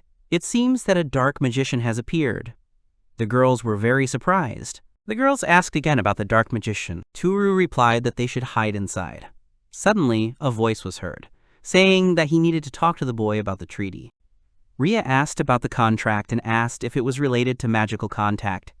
She asked Toru if he could handle it alone. Toru agreed with the girl and said that he was a great sage after all. Then he told the girls to go to the room. Daito told Rhea that they should leave this to Toru, so they should go to the room. Toru said that he would try to finish quickly, and he hoped that the guest would leave quickly. A man appeared at the door and said that he was from NNK and that the boy could call him Enemy. He asked the boy if he really had just moved in. Now would be a good time to discuss the cable contract. Toru said they couldn't just barge in like they were at home. Toru realized he had forgotten to lock the door when he came in. Toru said that he doesn't have a TV, and the internet is enough for him. The man asked if the boy really wanted him to believe that he didn't have a TV, since there was plenty of room. Toru said that he wasn't lying and there was nothing there. The man apologized for disturbing him and began to break into the house. He said that if Toru didn't have a TV, there shouldn't be any problems. He would inspect the boy's house, and it wouldn't take long. Toru said that you can't go into the house. He asks the man if he really thinks it's okay to just walk into someone's house without permission. Toru didn't understand what was wrong with this man. He pushed him away, even though Toru had leveled up and his strength should have increased. Suddenly, Rhea appeared and asked the man what he was doing with Toru. And then she pushed the man so hard that he flew to the side. Toru turned to Rhea and said that he thought the girl was hiding. She pushed the boy back. The boy asked if the man was okay. Toru thought that it was as expected of Rhea, with her high level of hand-to-hand combat. He hoped that the man was alive. The man woke up and said that he was in a lot of pain. He stands up and says that he may not look like it, but he was a rank 9 in sumo, and he had to say that the punch was pretty good. Toru was surprised and thought that rank 9 sounded scary. The man gets angry and says that judging by the way the boy is trying to avoid inspection, there is definitely a television here. Toru said there is no TV here. Suddenly, Daito appears and uses lightning magic on the man, stunning him. The man falls. Daito asked the boy not to worry, because there was no harm done. She simply used a spell to shake his consciousness a little. The man regains consciousness. Daito was surprised by how the man could move. The man says that it surprised him, and could it be that it was statistical electricity? Toru wondered if the man was really human at all. The man put his hand on Toru's shoulder and said that he had to make sure about the television anyway. Toru asked if the man really still wanted to see his house. Toru sighs and says that the man can look around his house. He understands that the man does not want to leave. If things get worse, the two will kill him. The man says that everything is fine. He begins to look around and check the young man's house. He goes everywhere. He says that there really is no TV here. Then the man says that he has not checked the locked rooms yet. Toru asked him to wait. The man wondered what it was and whether he really hid the TV here, as he thought. Toru thought that behind this door were the books he hid from the girls. Toru whispered the reason to the man, and he laughed. He said that it was normal for an unmarried man to have 1 or 2 dozen magazines. He told the boy not to worry, and that he would not steal his collection. Toru was surprised. Then Toru asks the girls to leave the room first. He doesn't think Shizuka won't hide. Rhea asked if everything would be okay since there were grimoires among them, and could it be that the dark mage's goal was to steal them? Toru said that everything was fine and let him do as he wanted. After a while, the man comes out upset and says that there really is no TV. Toru replies that he said so from the beginning. The man he answers that he will not give up. He will be here when Suzuki buys a TV. Toru answered that when he wants to come to make sure that he will be here. He is even afraid to imagine what will happen if he is not there when the man comes. The man then leaves. Toru says that the people from NNK are so annoying. He notices that Day 2 is reading dangerous books. The young man realizes that the man did not return anything to its place after he dug through everything here. The girl closes the book. She says she put them a little further away. If Rhea finds it, it won't be good. In return, she wants the boy to let her read it when he has time. She wants to know what Toru wants. Toru thinks that Daito wants to do what is depicted there. Then Toru thinks that it feels like he missed something. When Inami left, he used the balcony doors instead of the front door. He remembers it. The man comes out and sighs because he couldn't make the contract. Suddenly, he wonders where he is. He realizes that it is so dark here, and he can't see anything. The man turns on the flashlight on his phone and realizes that he should have been in the hallway, and could it be that this is the back exit? RN opens the iron door. He suddenly meets someone. At this moment, Toru comes out into the dungeon and calls out to Inami. The man starts asking someone if he has a subscription or a contract. People don't understand what he's talking about, and he's saying something strange. They decide to go back. The man walks right behind them. Toru realizes that Inami just went after the monsters in the dungeons. He must go after the man immediately. He is sure that the man will survive the battle against the slugs, but it will be bad if he meets a giant centipede. Daito denies. She says that Rhea didn't bring her sword, and Toru is too weak. It's too dangerous. Toru asks the boy what will happen to him. Daito says that she will go alone. Daito says that now is the right time because she was just thinking about going back. Since she has been in the boy's house, she has had doubts that need to be sorted out. The boy needs gold coins to buy things. She says she will bring some, and that Inami will bring some too. Toru turned to Daito in confusion. The girl asked him not to make such a face, because she would be back soon.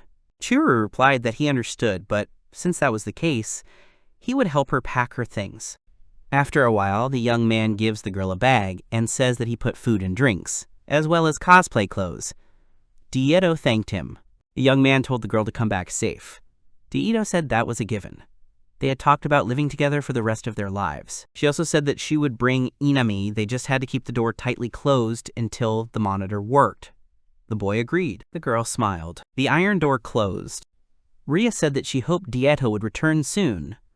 Toru agreed. Rhea also spoke about Inami and added that she hopes nothing happens. It had been a week since Daito had gone underground. Suddenly, the bell rang, and Toru thought that it seemed like it. Toru apologizes and says that his hands are a bit busy right now, so can they open the door? He realized after the Inami incident that he can't open the door from the inside even if the bone comes, since it's connected to the dungeon. A courier comes into the room and says that a delivery has arrived for the young man and asks him to sign for it. The young man signs and thanks the courier. He then sighs and says that the box has finally arrived. Rhea asks Toru what it is. Toru says that these are special artifacts. All the money he got from selling the coins has been spent, but as long as he has this, he can finally remake the dungeon. First, you need to install the cameras and the voice recorder, then connect the cables to them. Toru asks Rhea to look at the screen. The girl agrees. She looks at the screen and then takes the camera. The girl is surprised to see a young man on the monitor. Toru asks her. Rhea said that just now the room with the tatami was there, and suddenly Toru appeared. The young man realized that the camera was working. He says that at least it should work. The problem now is how to move the cables into the dungeon. Since he rents an apartment, he can't drill a hole in the wall, nor can he keep the door open all the time. He has only one way in mind that should work. He sees a pipe from the air conditioner. It is in the same direction as the entrance, so maybe he can. It will create a hole to pull the cable through, and he himself thinks that nothing happens here. The young man says that he is going underground and will return soon. Rhea agrees. He looks around the dungeon and says that if they are connected, then the cable should be here somewhere, but it is not here. He says that this can't be, and was it all pointless? Then the young man says that it is too early to give up. This room is connected to both the dungeon and the apartment, but when the door is open from the inside, it is connected to the dungeon. When the door is open from the outside, it is connected to the apartment. If the door is closed, then what is it connected to? He heard Enema's voice before he opened the door. In other words, it is connected to the apartment. If he opens the door from the inside and leaves it open, it might be connected to the dungeon. The pipe may be connected to the dungeon. Toru says he's going to the dungeon again. Then he discovers a wire on the wall. He also brings the camera and connects it. All that's left is to check if the cable is connected when he closes the door. The young man runs to the computer and asks Arya what's wrong with the camera. On the screen, he sees a dungeon. The cable is still connected to the other side. The boy says they did it. Rhea says she doesn't quite understand, but she's glad. Later, Toru prepared the other cameras. He placed them in front of the entrance in a huge open area and also in front of an iron door. He placed them in different places. Rhea says that with this, the boy will be able to see what is happening in the dungeon from the room. The boy agrees. Rhea says that it must be a high-level magic that can see from afar. Just to think that the youth can use such an artifact. As she thought, Toru is a great sage. Toru laughs and then says that it's too early to be surprised. After all, the main part of the dungeon remodeling will start with another. In his hands, he holds a very strange device. He looked at the instrument. Rhea asks the young man if he really intends to install it in the dungeon as well. The young man agrees and says that by the iron doors. Toru thinks that this is what he calls a robot arm. Something he bought at the same level as a toy, but nevertheless, it should be able to press the button to open or close the iron door. He made everything in such a way that the hand can be controlled through a computer. Then the young man works on the computer. He exhales and says that he is only new to programming, so creating a program to move his hand up and down took a long time since he started researching. He says that Rhea, who was interested in helping him from the beginning, fell asleep without him noticing. He thinks the girl is very cute when she sleeps. However, it doesn't matter. Either way, he can carry out the plan. He clicks the mouse button, and an iron hand opens the door. Toru thought that the last time he had crushed the giant centipede with an iron door, he had not finished it off completely, and when he turned around, its body had already been cut off. If it had been a weaker monster, death would have been instantaneous. If the door could crush the centipede's head, it could defeat it. He calls the monster in. On the camera, he sees the slime approaching. The boy presses the button and the door closes, squashing the slug. The young man thinks it worked and then decides to continue. After a while, he says that something is really bad. It only worked well with the first monster. Since then, many slugs have entered, but most of them have left before the door closes. It seems he will have to defeat all the slugs that passed by the door. After a while, he comes out. He sees slugs near the body of the centipede. He realizes that they are attracted to the corpse of the centipede. The corpse is mostly digested, so you need to think about what other bait to make. If this is the only thing that can attract slugs, then its level won't increase much. He's thinking of something that other monsters will like better than slimes. Something so good that they won't notice the traps. He thinks it's time to go shopping a bit. Toru goes outside dressed as Shizuku. The girl says that the shop is big and dazzling. Toru thinks that to find out what monsters like the most, it's better to ask them. He asks Shizuku to transform into his clothes. The boy then asks her that if she likes something, she should just tell him. Shizuku agrees and says that she will try her best. They walk around the store. Shizuku said that everything looks very delicious. The boy says that when they attack a person, the monsters think it's meat. Shizuku says that she also likes the favorite dishes that the master takes. Toru thinks that Shizuku is too cute. He says that the monsters like Japanese food, so he will buy a little bit of everything. He decides to buy fruits, vegetables, meat, and snacks and try them all out. He turns to Shizuku and says that since he made her come, he will buy her anything she wants. Shizuku asks if this is true. Then she says she wants a collar. Toru asks if she really wants to wear the collar, but slimes don't have necks. Shizuku replies that it means he will wear it in human form. It was written in a thin book that if he wears the collar given by the master, it is proof of his affection for you. Toru thought that it was true that Shizuku was like a pet, but the collar in human form was not very good. He cursed that his brain imagined Rhea. Toru suggests that the girl choose something else today. He thinks that it seems that Shizuku absorbed some not-so-good information from these books. Shizuku agrees. Then he looks at the store and thinks about the pets. He wonders if these products can be used as bait. After some time, he comes to the dungeon again. The young man lays out the food and says that he will put the food in front of the door. Then he decides to put cat food in. If he uses it, the monsters will gather around and jump in. Shizuku says it smells delicious, then asks what it is. Toru says it's animal food. If a girl likes it, then other monsters should like it too. Night has come. Toru sits down at the computer and decides to open the door. The iron door opens. Toru said that it simply couldn't be. The giant centipede and the giant mouse appeared. Not only them, but also ghost mushrooms. And there are also many slugs. It seems that almost everyone was attracted by the cat food. He then decides to close the door and tells the monsters to stay put. The door closes and Toru says it worked. His level also increased. Shizuku told the owner that it was just wonderful. He decided to go to the dungeon and check it out. Later, the young man learned that his level had increased by 2 and he had defeated everyone in an instant. Then he noticed something special. If there is no direction in the work section, it means he cannot master various skills. This is what Diedo told him earlier.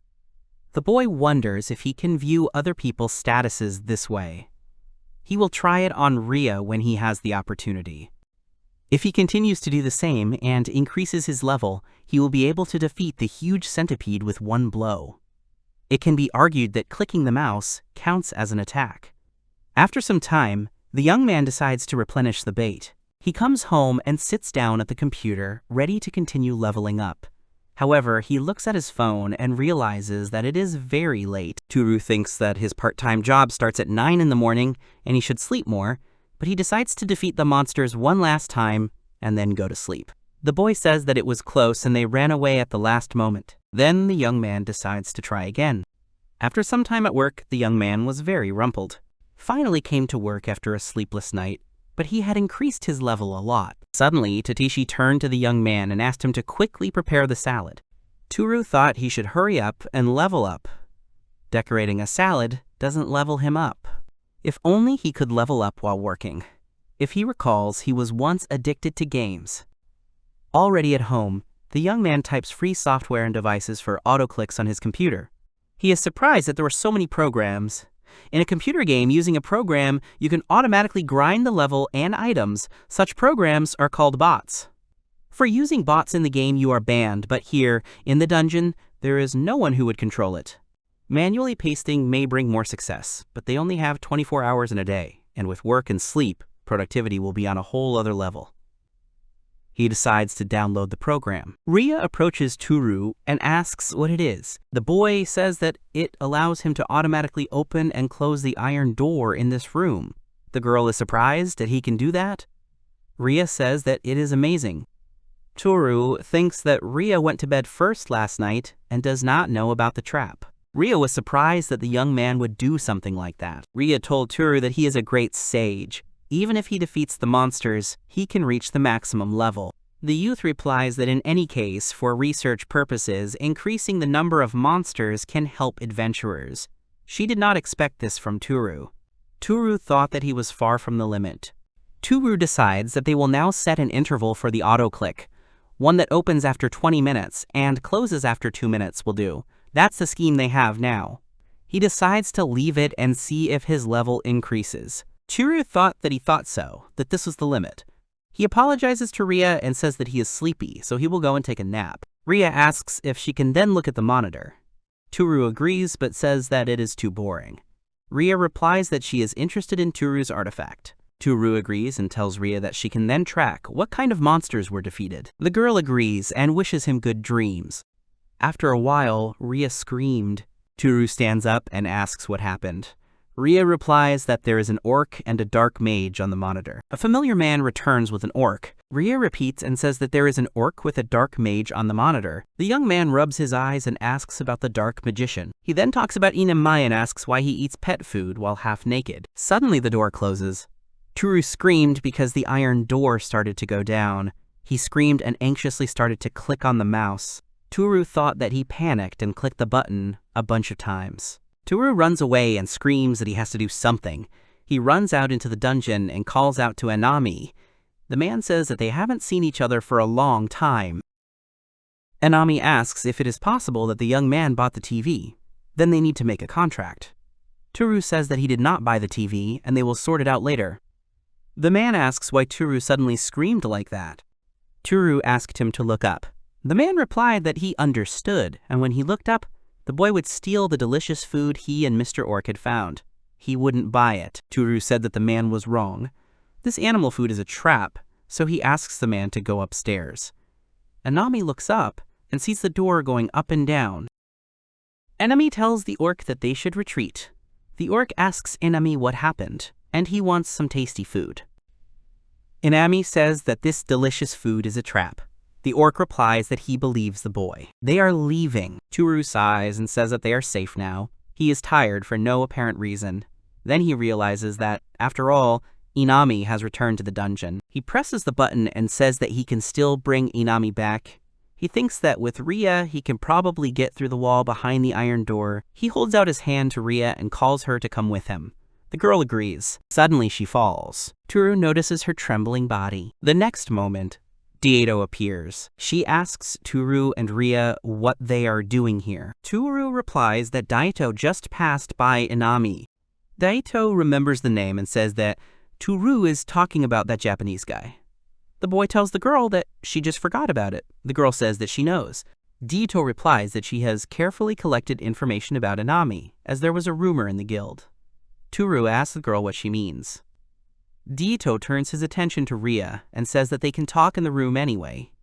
After some time, Daito drinks cola and says that cola, after so much time, is simply the best. Toru asks about the rumor. Daito replies that there is a rumor going around the Adventure Guild bar about a strange orc who is asking people if they want to sign a TV contract. Toru asks about the Adventure Guild. Rhea says that since Toru is retired, he may not be familiar with it, but the Yopi Labyrinth is under the control of the country of Francis and is run by the Adventure Guild. Many branches of the guild have their own bar there. Toru understands and says that it is a single organization in the game. Rhea adds that there is a quest to eliminate Inami. Toru is surprised and asks what does eliminate mean, and does it mean kill? Daito says that she thinks so. The quest is for E rank and there is not much reward. Rhea adds that since the orc is a strong monster, she doesn't think there's anyone stupid enough to hunt with an A- rank for an E rank bounty. Toru gets it.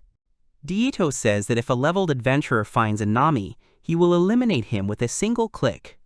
Even if they don't really want to, if he continues to solder the contract, they will become irritated. Toru says that this is bad and asks if they can save him. Daito asks the youth to think about it. Daito says that they can submit a request to the guild with a higher reward, provided that they deliver him alive. Toru asks if the girl can do that. Daito says that maybe the boy wants to talk to the one who gave the quest in the first place. She doesn't think it will be a problem since that person wants Inami to leave. Toru says that he will be the same way, because he will bring him back to this world. He apologizes to Daito and asks if the girl can go to the Adventurers Guild. Daito gets angry and asks the boy if the boy knows that she just came back from there. Toru says that she knows that she is asking for a lot. Toru says he can't leave Inami alone. He begs Daito. Daito says that if Toru is with her, she will go. The boy is surprised and asks if the girl really wants to go with him, but last time she said it was dangerous. Daito says that the boy has raised his level since then. He will be fine as long as she and Rhea are with him. The girl is surprised and asks if she is coming too, then says that she doesn't have a sword and will get in the way. Daito starts laughing and takes out a wrapped bundle. The girl takes out a package and asks Rhea what she thinks it is. Toru asks if the girl really brought something from the dungeon. Daito says that she brought it for Rhea. Daito unwraps the package and says it is a claymore sword. She gives Rhea a present and says it is an expensive gift. Rhea panics and says she cannot accept it. Daito replies that it's okay and asks Rhea to just accept it. She wouldn't be able to use the sword anyway, even if she wanted to. She also tells Rhea that she couldn't go into the dungeon because she didn't have a sword. Rhea thanks the girl and says she will return the money. Daito says everything is fine and she borrowed a little. Rhea remains silent. Toru is happy and says that the three of them will now go down to the dungeon. Rhea is surprised and asks if they are really going there right now. Toru says that the girl needs to prepare, so they will go tomorrow or the day after. Daito replies that she just got back, so she wants to rest. Toru replies that since they decided, he should raise his level as much as possible before they leave. Daito approaches Toru and asks if the trap that raises the level that the boy spoke of is really finished. The boy agrees and says that he wants to show it to the girl. The boy shows the girl the device. Daito is surprised and says that the boy can see the dungeon from here. Toru agrees and says that the girl can see something in front of the door. The girl asks if it is trash. Toru says that it is food for pets, cats, and dogs. It is very effective in finding monsters. Then he decides to open the iron door. The girl is surprised and asks what is happening. The boy suggests that she just watch and sees that a centipede has appeared. Daito says that it is a giant centipede and that they must defeat it before it attacks. Toru asks her not to panic. Then he slams the door. Toru says that he leveled up. Daito is surprised that he leveled up like that. Toru agrees and says that it is also done automatically so he can level up even when he is sleeping. It was dangerous and he couldn't do that when Inami was here. Daito asks Toru what level he is now. Toru says he is level 9, although he is now level 10. The girl is surprised and asks if he is really level 10. Toru says that he stayed up all night and leveled up. Because of the part-time job that was during the day, he was very tired. Daito started crying and saying that it was unfair. She had to fight monsters to the death to reach level 10, and it took a long time. Toru tells Daito to do the same. Daito is surprised and asks what she should do. Toru told her to move this mouse. She should put the arrow on the mark and press with her index finger. Daito says it's very funny. Then she says she won. Suddenly, Toru calls Rhea. Toru asks Rhea what happened. Rhea says that it has been a long time since she used the sword. She would like to practice the strike given by the sword in the dungeon a little. Toru says that's a good idea. Toru asks if he can watch. Rhea apologizes and says she wanted to practice alone to focus. Rhea apologizes for being selfish. Toru said that everything was fine and asked Daito not to click anymore. Daito stopped. A little later, Toru said that he would return in about an hour, and until then, the girl could not return to the room. The girl said that she understood. The boy closes the door and goes to Shizuku, asking if she can do him a favor. Shizuku asks the boy, what is it? Toru said that Shizuku could, just in case, watch Rhea through the camera, and if the girl can, remember her movements. If Shizuku, who can remember all of Rhea's movements, controls his body, then he will also copy Rhea's movements. Shizuku said that she understood and would do her best. Toru replies that he will go and buy some dinner, and then asks the girl if they will watch the house. The girls agree and wish him a good trip. After a while, Toru says he splurged and bought some good meat. Daito is back, so he decides to make some delicious sukiyaki. The boy comes back and says he's home. Suddenly, Daito and Shizuka appeared and said that something bad had happened. Toru asked what happened and why the girls were panicking. Suddenly, they say that Rhea has passed out in the dungeon. Some time ago, a girl thanked Rhea for being part of the Kacha household. Rhea told the girl that she was not worthy of these words. The girl said that she was no longer Rhea's mistress, so the girl should not be modest. Rhea remained silent, but the girl hugged her. She said that she and Rhea were almost the same age and had grown up together since they were young, so the girl was like a sister to her. Rhea was shocked by Monika's words. Monika asked Rhea not to make such a face. Since she is leaving today, Monika wants the girl to smile and say goodbye to her. Monika added that it was nothing compared to the loyalty that House Eldrax had served them with, but she would like the girl to take the sword. After some time, Rhea wakes up. She gets up from her bed and looks at his hands. At this time, Daito told Toru that everything was okay. She had no physical injuries, and her breathing and pulse were normal. Toru breathed a sigh of relief. He asked the girls why Rhea fell. Shizuku replied that they were looking after her. She was holding her sword and then stopped and suddenly fell. Daito added that this is most likely a mental trauma. Toru spoke about the mental trauma and added that as he thought she must be afraid of the dungeon, he thought that since Rhea went out alone with a sword, she would be fine. Daito replied that it was not so. Rhea wanted to go alone to overcome her fear. This is trauma. If so, it would be better for Rhea to stay here safely and take her time to heal her emotional wounds. Daito says that Rhea's trauma may never heal. Toru is very surprised. Toru asks the girl what the reason is. Daito says that the rumor in the Adventurers Guild wasn't just about Inami. She says that there was another rumor, and if it was true, then the problem was deep-rooted. Toru was surprised and asked if this rumor had anything to do with Rhea. He asks Daito to tell him about it. Daito felt a little awkward. Suddenly, Rhea appeared and said that she wanted to tell him something. They were surprised. Toru asked the girl if she could get up in her current state. Rhea replied that it was fine and apologized for bothering her. Daito told Rhea that she didn't have to force herself to talk about it if she didn't want to. Rhea replied that she had to tell him about it. She wanted Daito and Toru to listen to her story. After a while, they were all sitting at the table. Rhea said that in order to tell them why she became like this, they first needed to know why she became an adventurer. She was born into House Eldrax, a family of military nobles who had served House Keicha for generations. Their duty was to lead the knights of the noble Katya family. But no sons were born into the Eldrax family, and Rhea became the head of the house. However, at the time she was born, the Katya fiefdom was suffering from endless droughts, which led to economic problems. However, strangely, only girls were born in the Katya household. The female head of the Eldrax family was forgiven because they were not of such noble blood, but despite everything collapsing before their eyes in that family, they could not allow a woman to lead it. They became poor and were not blessed with an heir, and as a result, their lineage was cut short. The last of the Katya line, Monica Katya, married a duke, and thus the Katya line ended. At 16, Monica was to become the duke's bride. Monica gave Rhea her family heirloom, a sword, and so Rhea lost the mistress she served. However, even if she no longer serves the Katya family, and she is not a knight, she is not able to throw away her loyalty to the Katya house. She thought about what she could do and decided. She decided that she would help the impoverished orphans born in the land of Katya back in those days and support them financially, so she decided to become an adventurer and earn money in the dungeon. The sword given to her by Monica to protect what was left of the house of Katya. That's why she became an adventurer.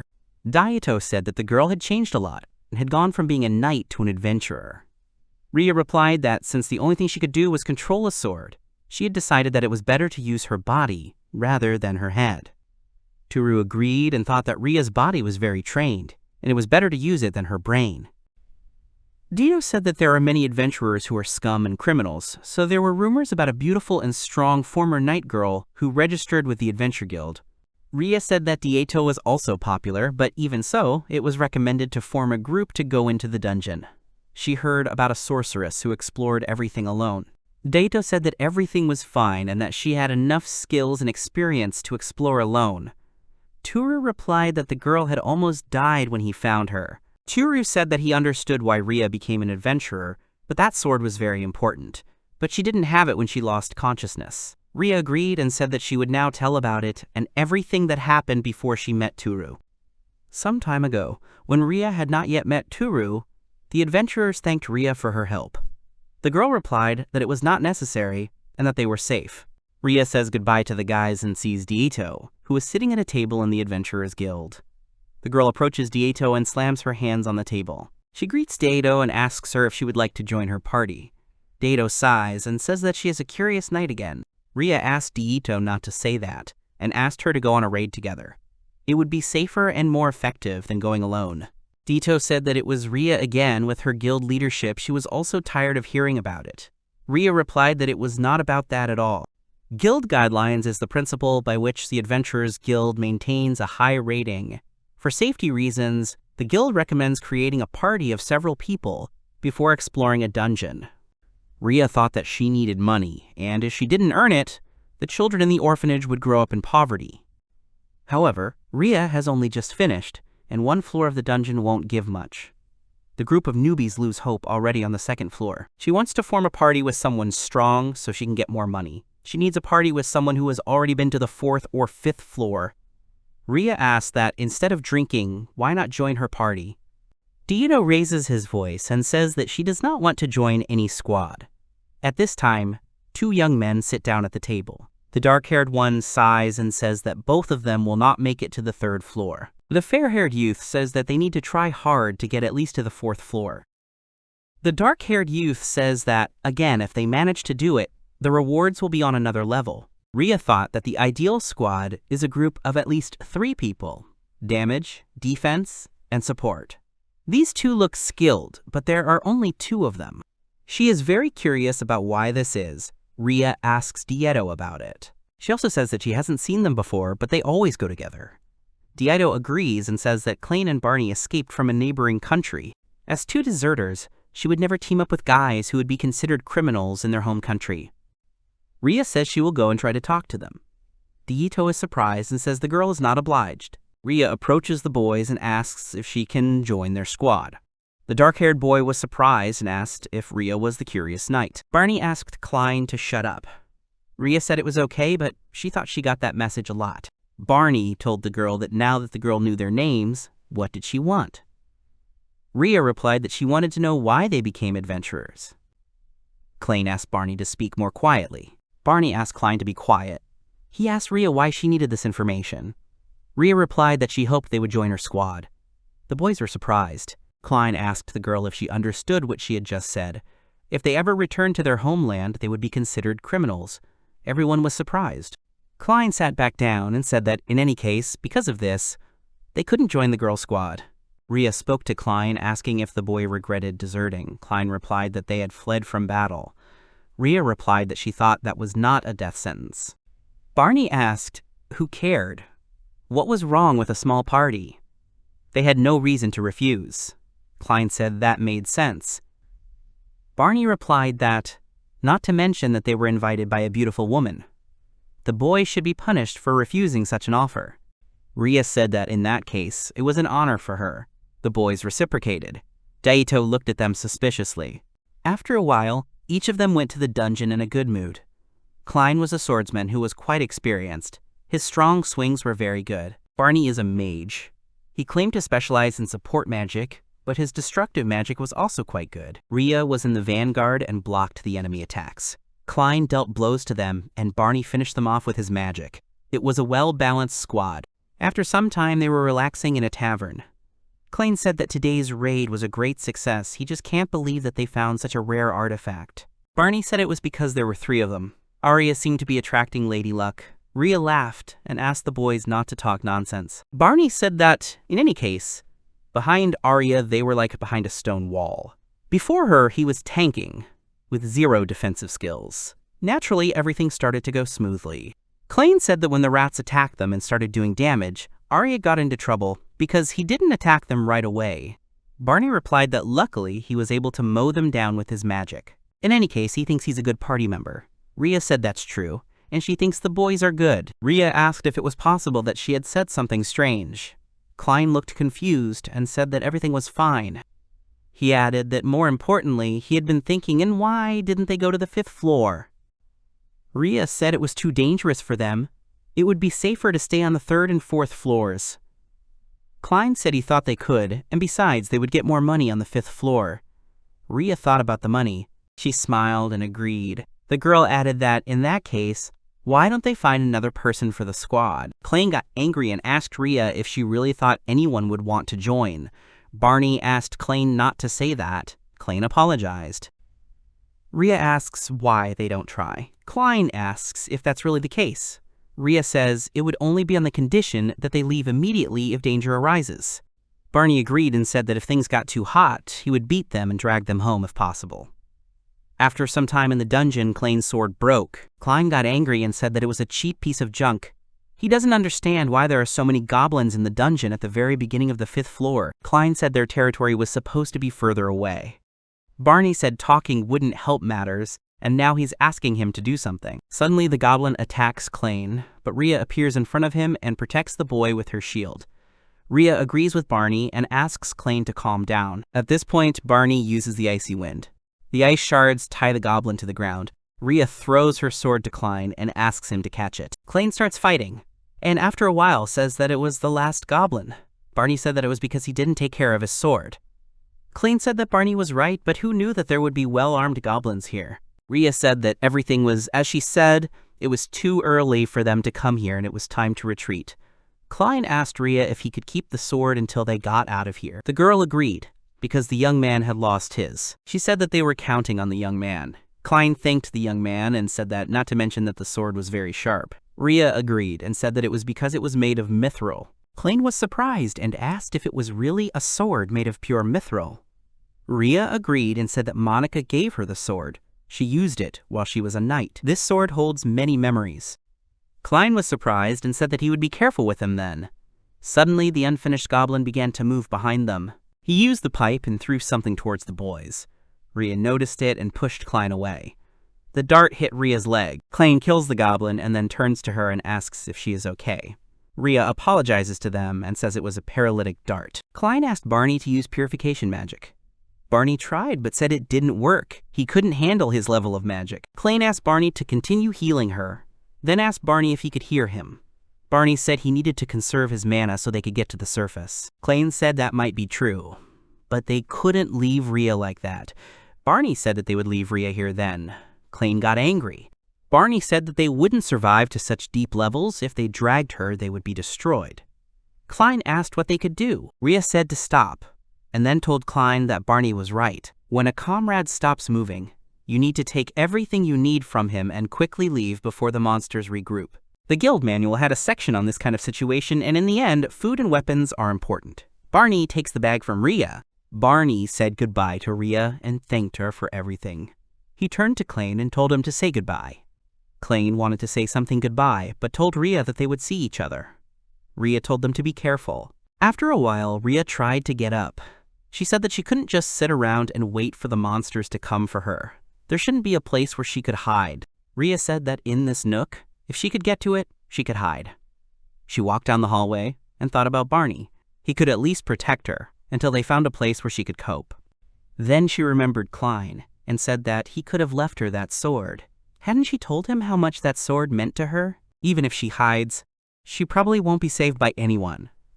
The girl apologizes to Monica and says that she is wounded in both body and soul. From there, Toru already knows that they left her deep in the dungeon without any weapons or food. She couldn't move because of the paralyzing poison eating away at her body. She was afraid of the dark and monsters. She was terrified of her impending death and sat down to cry. That's when Toru saved her. Toru was so kind to her. However, before he realized it, she was so scared of the dungeon that she couldn't even hold her sword. Daito said that another rumor she heard in the guild was that Klain had obtained Rhea's sword based on the Adventurers Guild principle. However, every time she asked for details, she only received bits and pieces of information. Rhea said that she was also to blame. She was so scared that she couldn't move, and so she didn't even think about their safety. Although rather, she wished the opposite. Daito said that it was normal. That was what the girl was so worried about. Daito said that she was just in shock. She would take revenge on Klain for what he did to Rhea and give her back the girl's sword. Rhea said that Daito couldn't do that. The principles of the Adventurers Guild are upheld by the Kingdom of Francisca. Daito would be considered a criminal if caught. Daito replied that they can't forgive them. She asks what Toru thinks. Rhea asks the boy to answer. Daito turned to Toru again, whose hands were shaking. Toru said that he could not forgive them. He would take revenge on them. The girls realized that Toru had lost his temper. Rhea turned to Toru and said that even if he says so, there are still principles and laws of the guild.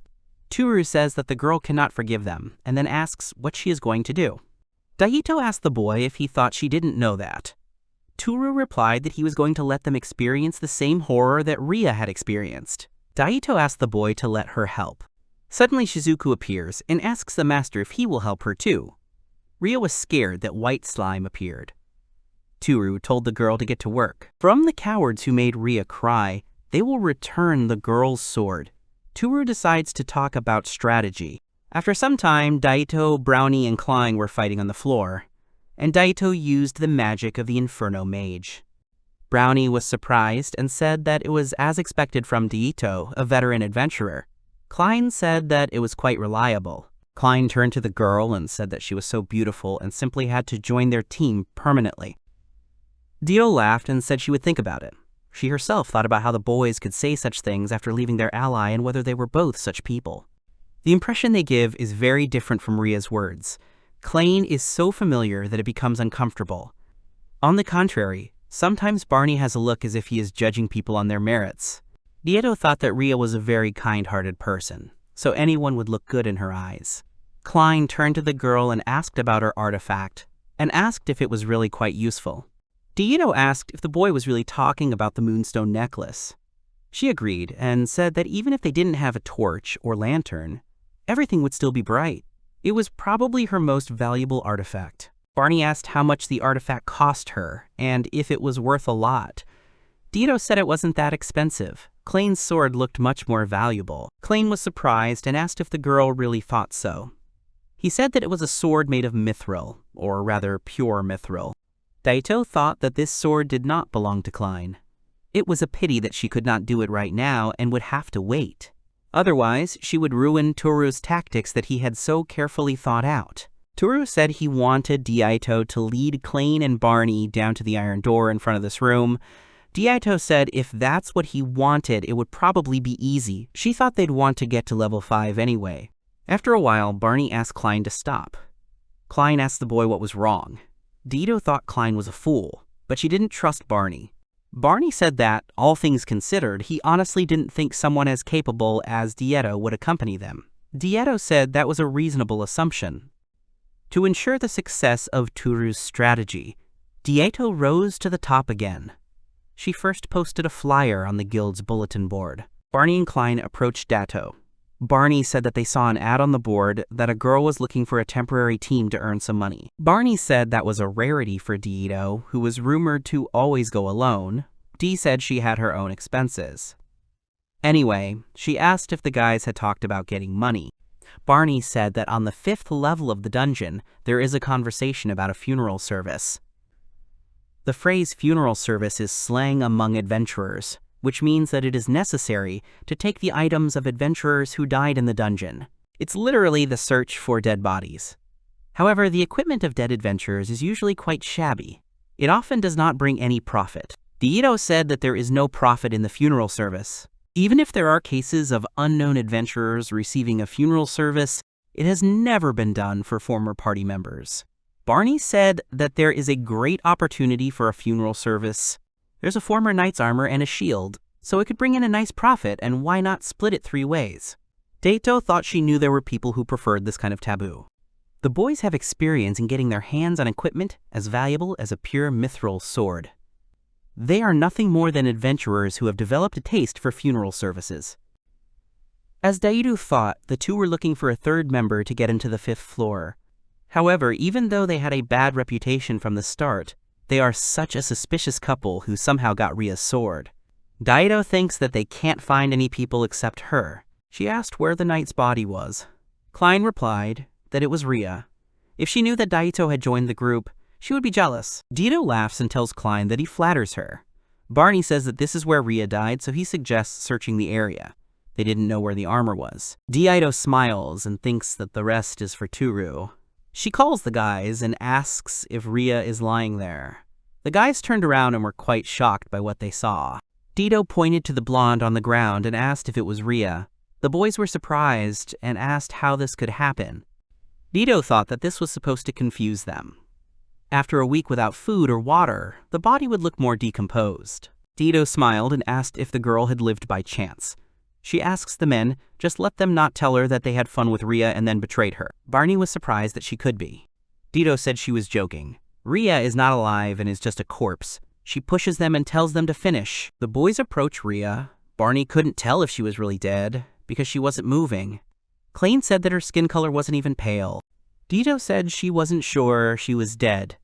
They would get a lot of money for that armor and shield when they got out. Daito said they should just take off the armor. Klein reaches out to the girl and apologizes to her. Suddenly, Rhea grabs his hand and calls out to Klein and Barney. The men are surprised. Barney asks Rhea if she is really still alive. Rhea says that she somehow survived and thanks the boys for coming to help. Klein asked if it wasn't okay to save your friends. Rhea replied that she was happy. Daito asked Klein what he was saying, since they came to sell her shield and armor and split the money. Barney said he would prepare a separate reward for Daito. Daito said that if that was the case, she would keep quiet and expect at least 1,000. Rhea asked the young man what he meant. She said she didn't believe they had come to bury her. Barney said that it wasn't true, and Daito was just saying weird things. Rhea said that she thought so, because they were friends after all. The girl then turned to Klein and said that it was the girl's sword that he had picked up from the ground. She asked if the boy could return it to her. Barney said that the sword belonged to Klein according to the guild's principles. If the girl survived, he had no obligation to return it. Rhea made a terrible face and apologized to the men. Suddenly, Toru pressed the button and the door from above began to descend. Barney and Klein were scared. Barney said that it was dangerous here and they had to run away from here. Suddenly, Rhea grabbed them by the legs. They asked the girl what she was doing and asked her to let go. Suddenly, Rhea started laughing and then showed her face to the boys. Her face was disfigured. She told the boys to return her sword of memories. The boys screamed and asked her to let them go. Rhea said that if they give her the sword back, but she would think about it. Klein agrees and says he will give it back. They start screaming and then fall unconscious. Toru comes up and says that they passed out. He turns to the girls and says that he is happy for them and that they did a great job. Daito said that she was very angry at men. Shizuku added that slime can last too. Toru was surprised that Klein and Barney had wet pants. He decides to take a picture of them and then asks Deito to wait a bit. After a while, he tells the girl that he wants her to write a letter. The girl agrees and writes a note. The boy leaves the sword and says that they will now return to the room. After a while, the boy looks at the monitor and the camera. Deito says that she thinks that Klein and Barney noticed. They read a note that if they returned to that dungeon again, they would suffer until their last breath. Daito was impatient with Toru's note and their photo. In the end, they ran away. Toru says that he hopes they never see them again. He then stands up and goes to the room where Rhea was sitting. Rhea asked if they were finished yet. Toru agreed, then handed the sword to the girl and said that it was hers. The girl took the sword with a shaking hand, then hugged it and started crying. She said that this was the sword that Monica gave her. The girl asked Toru what he would do if she was stuck and couldn't move. Toru replied that even if he had to carry her back, he would try to escape together, even if the monsters killed him too. The girl smiled and then approached Toru. The boy was surprised, but the girl approached him. Rhea said that she knew the boy would say that. Toru told Rhea that he needed to tell her something. He confessed that he was not a great sage. He apologized for lying. Rhea said that she had already thought about it. She knew it, but she enjoyed life with Toru, continued to accept his kindness. She's the one who should apologize for the inconvenience. Toru said that it didn't bother him because he wanted to be near the girl. Rhea asked the boy what, in any case, who he was. Toru replied that it would be difficult to explain. Rhea said that she understood everything, and it did not matter to her who Toru was. Suddenly, Rhea kneels down and bows to the boy. She says that until she dies, she will be the knight of Toru. Toru asked her to wait a little. He can't accept it because it's too sudden. Rhea replies that if that's the case, then she wants Toru to marry her. As a knight or a wife, she wants to be with the boy. It is pointless, so she asks the boy to be her master or husband, but the latter is better. Toru replies that perhaps as a knight he would like to rely on a girl while traveling in this world. Rhea pouts. She said that she believed that her loyalty and sword belonged to Toru. There were other adventurers, and Toru was free to choose Daito and Shizuka. However, she tells the young man that if he sees her as his bride, she will be waiting for it with joy. After some time, Rhea was in the dungeon. She inhales and then uses a combination attack. Rhea realizes that her swordsmanship has not dulled. Then she exhales. Toru comes out and says that the door is open. He told the girl that it was a great job. Rhea turns to Toru. After getting her mithril sword back, she swings it around the dungeon every day to get a feel for it again. It seems she has overcome her trauma and is back to her usual cheerful self. Toru says that dinner is ready and they can eat together. Deito hums a song and asks what they are having for lunch today. Toru says that they are having sukiyaki for lunch today. Toru said that he made it especially because they didn't have time to eat properly. Shizuku said that it smelled nice, and Rhea said that it looked delicious. Toru invites the girls to begin. They thanked the young man for the food and then began to eat.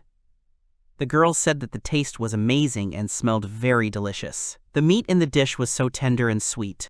Toru said that it was because the beef was good. It would taste better if mixed with rice. He tells Shizuku to open her mouth and take the food. Rhea said that it would take at least 2 days to get out of the dungeon and to the surface and what food they would take with them. Daito said that she and Rhea would deal with the monsters, so Toru should take care of the food. Toru agreed. Deito said it would be bad if the food was heavy. Toru told her not to worry. They would look forward to what he brought. After a while, they come out into the dungeon, and Toru buried the door with the key. Toru said that it was time to go up to the surface. Rhea asked Toru what the boy was doing in front of the wall. The boy said that he was locking the front door. Deito asked if that was really the case. To her, it looked like he was doing something in front of a stone wall. Since people in this world can't see the apartment door, maybe there's no need to lock it. If anything had gotten in here, something unique would have happened, and besides, there's nothing wrong with being careful. Deito takes the key and hides it in an interesting place. Toru asked her to wait and asked if it wasn't strange. Dieto asks the young man not to worry, because she won't lose it, and he is completely safe. He takes the keys from Dieto and gives them to Rhea. The girl says that the young man can count on her. Dieto is surprised. Suddenly Rhea tells Toru that she can see the door. Toru and Dieto are surprised. Dieto asks how that is possible, since she can't see anything. Shizuku said that she didn't see anything either, and then asked if Rhea really saw a door there. Rhea agreed and said that it was the door leading to Toru's room. Toru was surprised that Rhea suddenly saw the door. He asks Dieto to take the key. Dieto takes it and says that she sees the door, and it's all because of the key. Toru asked Rhea to see if she could open the door with the key. Rhea said she would try. Rhea approaches the door and asks if she really just needs to insert it into the hole and turn it. Toru agrees. Suddenly, Rhea opens the doors. Toru thinks he was right. Since people from their world, like Rhea, can see the door with the key, then they can open it too.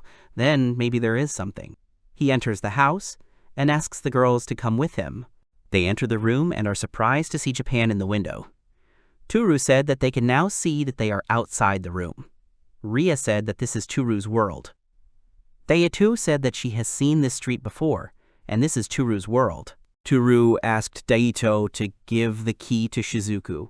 Shizuku said that she can see it, and that is the view from the outside. Toru was surprised that the key had such an effect. He turned to Rhea and told her to promise that she would never lose the key. Then he says that now they will calm down a little and still start to get to the surface. Dito is left behind. Dito called Toru and said that she wanted one key. Toru was surprised and said that they were going to go to their world. Besides, he only gave it to Rhea for safekeeping, and isn't it similar? He asks the girl to let Rhea keep it. Rhea said that she also wants one key. Toru told Rhea that she can keep it. Rhea asked if it was true, and she was very happy. Dioto asked why only Rhea should get the key. She said it was favoritism. Toru said he wanted one too. Toru said they could get duplicates from the locksmith. Daito asks about the mechanic and says that they will go straight to him. Shizuku also calls Toru to go now. Toru realizes that they need to hurry. After some time, Toru went to pick up 2 duplicate keys. The man said that the 2 duplicates would be ready by 8:30. Toru thanked him. Toru then goes outside and calls out to Daito and Rhea, but suddenly notices a crowd of people around them. He lends them some simple clothes. He understands that Rhea and Daito are very beautiful, so it's not surprising. They don't look Japanese. He thinks that no one will be rude to them. Everyone seems to just watch from the side. No one knows that it is a knight and a sorceress from another world. He takes the girls by the hand and says that they are going to go now. At the moment, they have time until the keys are ready, so they must do something. Rhea said that this might puzzle the boy, but she wants to know more about the boy's world. Daito said that she went out at night, so she would like to see something new. Shizuku agrees and says that she also wants to explore this world. Turuhan said that since they are leaving tomorrow, they can take a little walk. The girls agree. The girls see buildings that are so tall that they block the sky. They ride faster than any horse, and there are so many people. Dieto said that it's not only that. There are also many delicious things here. She will give her recommendations to Rhea. Toru thinks that he doesn't know any other recommendations except pancakes. He doesn't know what they would like. Rhea says she doesn't have the money of this world. Daito says it's okay and Toru will take care of it. Toru is surprised. Then Toru agreed and told the girls to leave it to him. After a while, he buys the girls pancakes. Rhea tries and enjoys the food. Dito says that Rhea has cream on her face. Then they buy more fish-shaped goodies. Then the girls notice a lot of people wearing different clothes. Rhea agrees and says that they all look so fashionable. The girls turn to Toru and say that they want to try something on. After some time, the boys arrive at a women's clothing store. The girls change their clothes and then go out to the boy and ask him what he thinks of his clothes. Toru said that both girls looked really beautiful. Rhea said that she wanted to try on the next set of clothes. Daito agreed and said that she would try on another set of clothes. The girls try on new looks. Dito had very daring costumes, and Rhea had gentle and elegant ones. Toru realizes that this is some kind of feast for his eyes, no matter what they are wearing. Rhea then gives the girl a set of clothes and asks about it. Daito says that it does not suit her. Rhea says that's not true and it would definitely look great on her. Daito agrees and says that she will try on the set and she needs to get naked. Dialoto puts on a delicate lingerie set and asks Toru how she looks. Toru blushes. Dialoto asks if it really looks weird. Toru says it looks nice and suits her very well. Rhea said that it looks very cute. Rhea then asks Daito to try on the next cute sets. After some time, the girls bought new sets of clothes. Toru said that he was glad if they had fun. At least in the other world he could find some gold coins. Then they walk around the city. The girls say that Japan is really developed and looks so peaceful. Rhea asks the boy if there are wars here. Toru replies that there haven't been any for 70 years. Daito says that even if she is so advanced, she does not see demi-humans or elves. She asks if this is really such a country. Toru says that, first of all, there are simply no half-humans or elves in this world. The girls asked the boy if it was possible that he was joking. Daito asked if humans had exterminated other races. Toru replied that he had never heard of them fighting half-elves or half-humans. Daito said that was what she was wondering. Toru replied that there were indeed myths about giants, demons, and such, but he did not think those stories were true. Daito said that she believed the boy. Daito apologized to the boy. Toru asked what the girl was apologizing for. Daito replied that she was apologizing for her selfish request with the key. Rhea also apologized, after all. This was Toru's house. Toru said that it was okay. He also wanted girls to be able to come to him anytime. He wanted to show him more of Japan. The girls thank the boy. Toru says how about taking the keys and going to another world. After some time, they all receive keys for each. They open the door, because it is time to get out of the dungeon to the surface in another world. The heroes arrived at the Yomi Labyrinth on the 5th floor. Toru was scared when he saw the huge monsters. Suddenly, Rhea and Daito appeared right in front of him. The girls rushed into battle. Toru exhaled and said that it scared him a little. Daito smiled and told the boy not to be so tense. Toru replied that it was natural for him to be tense. After all, there were no monsters in Japan. Daito said that with the boy's level, a couple of giant rats shouldn't be a problem. Toru said that if the girl said so, then maybe. He reached level 10, but he can't tell whether his stats are high or not. Then the boy realizes that he has learned the character evaluation skill and wonders if he will see the girl's stats if he uses this skill. Diallo decides to try.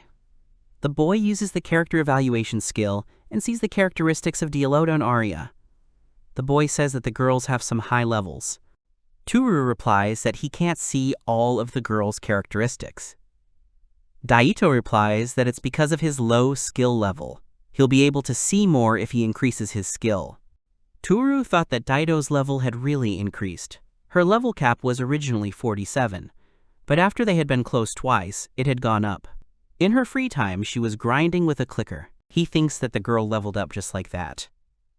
As for Rhea, her level is lower than Daito's, but her maximum level is higher. Toru asks Rhea if her level cap hasn't increased recently. Rhea says that it has, but he doesn't know why.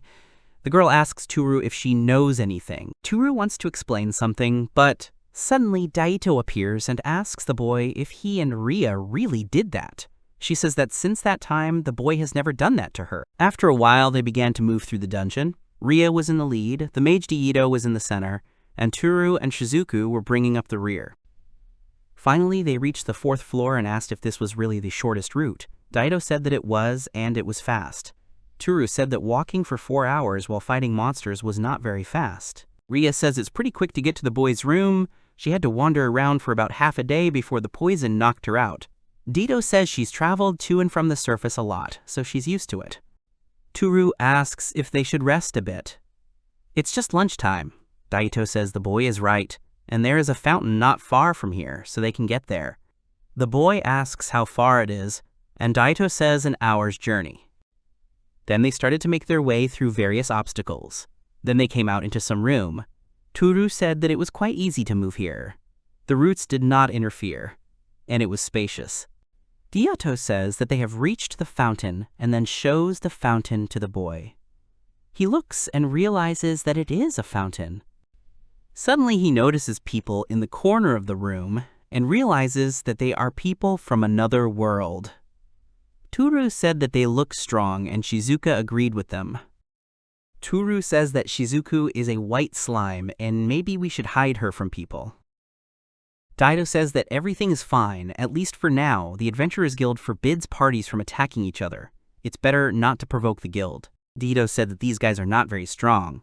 Toru asks if that is really the case. Daito said that if the boy is really interested, he can see for himself, and asked not to look at the characteristics of the red-haired boy. Toru asked why. Daito said that he looked like a thief and might have detection skills. He might notice that the boy was looking at his stats. It might cause them trouble. Then she would check the guy with the scar. Toru says he's level 12, only 2 levels above Toru.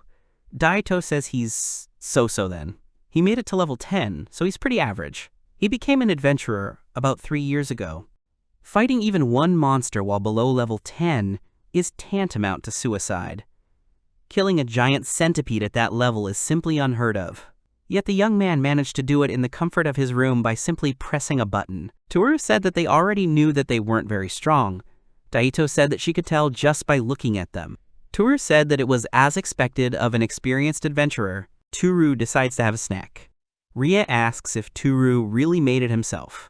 Toru says it's the least he can do since he can't fight. He brought a bunch of stuff. Daito says she's looking forward to it. Toru says they'll eat first. Since they have a fountain, they don't have to worry about water, so he takes out the instant noodles. The young man decides to heat water in a saucepan, then add noodles, broth, and dried vegetables. Then he needs to wait a little, and the food is ready. Daito was surprised that the food was ready so quickly. Rhea said it smelled great and then asked what it was. Toru said that this is the best miso. Rhea said that it is something like soup, and she really likes the miso soup that Toru makes. Toru said it tastes like miso, but it's ramen. Toru says it's time to eat. The girls thank the boy for the food. Then the boy starts blowing on the noodles and carefully eats them. The girls watch this process carefully, and then try to eat it themselves. Suddenly, they all say at once that it is delicious. Rhea said it was delicious, and had such a flavor despite the cooking time. Daito agreed. Suddenly Daito notices the other adventurer staring at him. Toru thinks that they are sipping too loudly, and the smell is too strong. Toru asks what adventurers usually eat in the dungeon. Daito replies that at best it's dried fruit and meat, and salted fish. At worst, it's stale bread softened with water. Toru thinks that sounds cruel. Suddenly, Toru takes out a pot and another pack of ramen. Rhea asks Toru if he really wants more food. Toru says he thinks they should share the food with the other adventurers. Daito says the boy shouldn't do that. Rhea says it's a great idea and she wants to help too. Toru thanks her. He pours the food into glasses. Daito says that the girl really thinks it's better not to do that. Toru says that the girl can stay here and look after Shizuku. He then approaches the adventurers and says hello. The scarred man is surprised. Toru realizes that they clearly don't trust them. Toru says that they accidentally made too much soup, so he offers them some. The adventurers are surprised. The man with the scar asks how much the food costs. Toru replies that they don't need anything from the adventurers, and then hands them glasses of soup. The adventurers look at each other. Toru doesn't understand what's going on, but suddenly the man asks if it's poisoned. The man then asks the boy why he speaks the language of monsters and has so many strange artifacts, and besides, it is the first time they see such food. Toru remembered that he forgot his Japanese. Toru says that aren't they fellow adventurers, and would they attack them? He didn't poison the food. The man says that the guild won't know what happened in the dungeon. After all, dead men don't talk. Then, speaking of the dead, they look at Arya and ask if this isn't the omnipresent knight Arya. The girl agrees. The man says that Rhea helped him before, but he heard that Arya was dead. Toru realizes that Arya is considered dead on the surface. Arya says that she is alive. Toru thinks about a guy with strange artifacts who speaks the language of monsters. A night girl who came back from the dead. Food that no one has ever seen. He doesn't think it will work. Toru says that if they are so suspicious, they can just throw the food away as they wish. He turns around and leaves. The man says hesitantly that he will eat it. Toru turns around and is surprised. The man says that the smell and sounds and he can't resist. He may die, but it doesn't matter.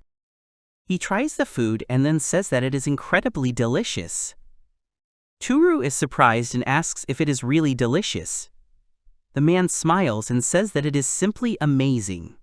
The adventurers look at the man warily and then begin to taste the food as well. They are surprised that it is very tasty. Suddenly, the red-haired boy shouted at them not to eat everything. Toru was surprised and wondered why the boy said that, since he didn't add any poison. The young man said that if they softened their bread in this soup, it would be much tastier. The adventurers were delighted and began to taste the food. Then Toru bids them farewell and they leave. After a while, Daito said that she was surprised and didn't think that they would actually eat it. It's probably good that Toru is so happy. Toru said that he doesn't know if Daito is praising him or vice versa. Rhea asked the boy what he was holding. Toru said that those guys gave him these flowers as a thank you. Daito asked about the flower, then was surprised and said if it was really an ancient tree flower. Toru asks if it was really rare, since those adventurers had many of them. Daito says that this flower is an ingredient for a medium potion. Although they are in high demand, she has heard that very few adventurers know where to gather them. Some people have knowledge of such profitable things and hide it from others. In other words, this is a message from those guys that there is a place on this floor where the flowers of the ancient tree grow, and he should look for them. It seemed like the best reward for the miso soup. Rhea said that they seemed to really appreciate it. Shizuka said that it was wonderful. Data said that the boy should treat them to something delicious next time. The young man looks at the beautiful flower and says that he will treat them next time. After some time, the heroes arrive at the third floor of Yomi. Toru is surprised to see a castle in the dungeon. Daito agrees and asks if the young man is really surprised. A few decades ago, when this dungeon was found, this castle caused quite a stir. It was simply filled with gold things, so adventurers filled this place. A real gold rush. After a while, several skeletons appeared. Toru was very surprised, and then Rhea rushed into battle. She easily cuts these skeletons. Daito asks if they are really skeletons. Toru says that skeletons must be pretty strong. Daito asks how they can be strong since they have no muscles and are unarmed. And then she asked if they weren't perfect for his training. Toru asks if he can handle them. Daito said that if the boy relied only on the click strategy, even if his level increased, his technique and combat sense would not improve. Toru agreed with her.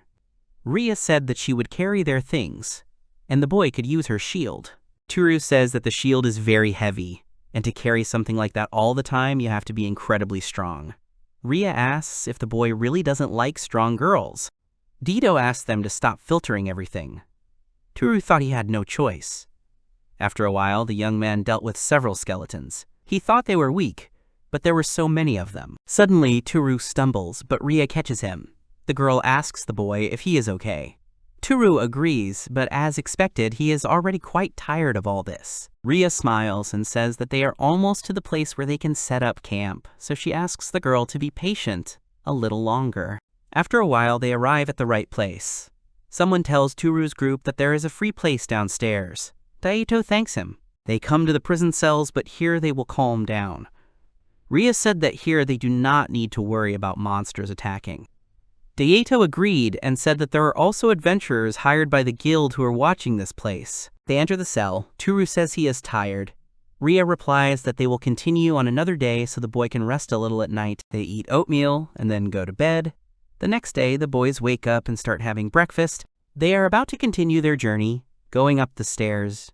They enter Yomi's labyrinth on the second floor. Toru says it was a bit of a surprise to see a castle underground, but so was the forest. It's quite light here, and he doesn't believe they're actually underground. Daito said that the light moss grows in ancient forests. Toru says that he doesn't even need a flashlight. They make their way through the forest, and during lunch, Daito turns to Toru. Daito says that they will soon reach the first floor. He and Shizuku should be especially careful. Toru asks why. Daito says that the first floor is home to those who have no place on the surface. Quite a few criminals live there, so turf wars are not uncommon. As in most slums, on the ground floor, several powerful groups fight for power and territory. The Thieves Guild makes its living by pickpocketing. The Merchants Guild specializes in selling goods on the black market. And a guild that has only recently gained power is the Mercenaries Guild, which performs tasks that require brute force. Toru said that this place looks pretty dangerous. Daito said that, to be honest, the only thing he needs to watch out for is the Mercenary Guild. Toru was surprised and asked if the Thieves Guild wouldn't cause them more trouble. Rhea replied that Toru was right and the Thieves Guild was dangerous too. Daito says that the Thieves Guild only targets nobles or wealthy merchants, and they have no reason to touch them. The House of Kaja are also quite skilled robbers. Rhea says it's a real shame, but it's probably because they kept bringing in kids who aren't part of the Thieves Guild. It's a pretty unusual house, so a few minor robberies can't be helped. Rhea said that everything is fine as long as they are in the shelter. Daito said that they don't even accept all of them. Toru asked, what about the Merchant Guild? Daito can't say anything good or bad about them, but she would be grateful if they sold them something useful for the journey, like food, weapons, or armor, but on the other hand, she heard that they were involved in forbidden things. Daito said that they are people who also need things, so she thinks that it is a guild of necessary evil. Rhea said that there was a rumor in the guild bar that Daito visits the Merchant Guild and various gambling houses. The boy asks about the mercenaries. The girls say they are bad. From what Daito heard on the first floor, they seem to be extortionists. Under the guise of protection, they will harass aspiring adventurers, posing as escorts, and then they take away everything they get in their expedition. She also heard that they control the convenient route to the lower floors and attack all adventurers passing through there. Toru thinks that they are very similar to the Yakuza.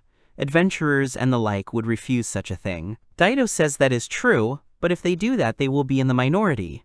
If possible, they should be avoided, and they will leave them alone. Toru says that he is a little worried about them going up to the first floor.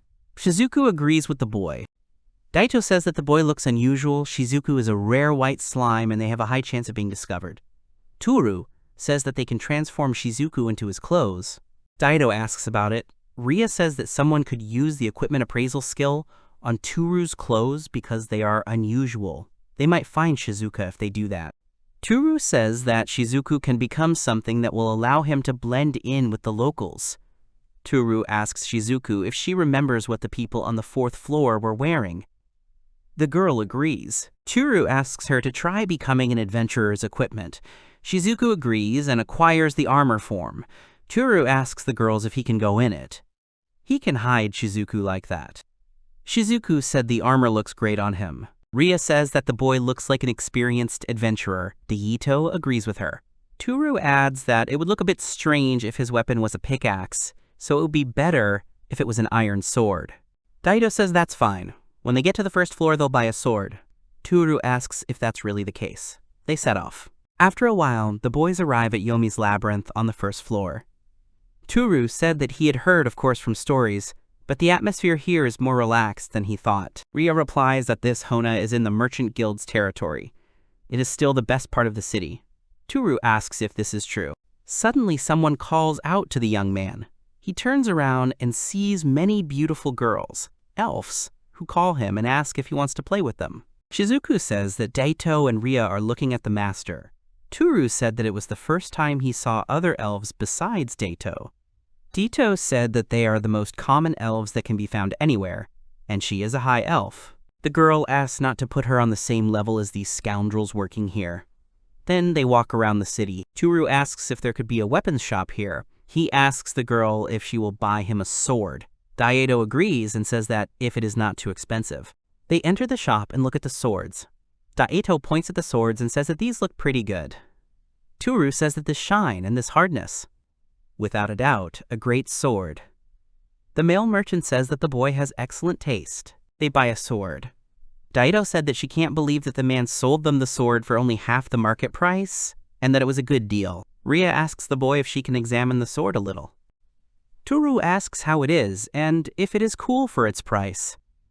Rhea says that it is just an iron rod, and then says that part of the blade is also too thick, and such a sword will not even cut paper. Toru says that the girl is right. Rhea smiled and said it was just a beautiful, dull sword with a polished surface. Toru said he was wondering why it was so cheap. Daito said it was just a prop, and it was okay because it was cheap. Then Toru sees a line and asks what kind of store it is, since there are quite a lot of people there. Daito says it's one of the unloading stores. Toru asks what they trade. Daito says anything from the surface, loot, and dungeons, stolen for illegal sale. Anything will do, as long as it's worth something. Daito points at the boy and asks what about him. Daito said that it seemed like the boy found something unpleasant, and that the guy was from the mercenary guild. Toru asked about the boy, and asked about the man next to him. Daito pointed to a tattoo of swords and a shield on the man's face. She said it was the mark of a mercenary guild.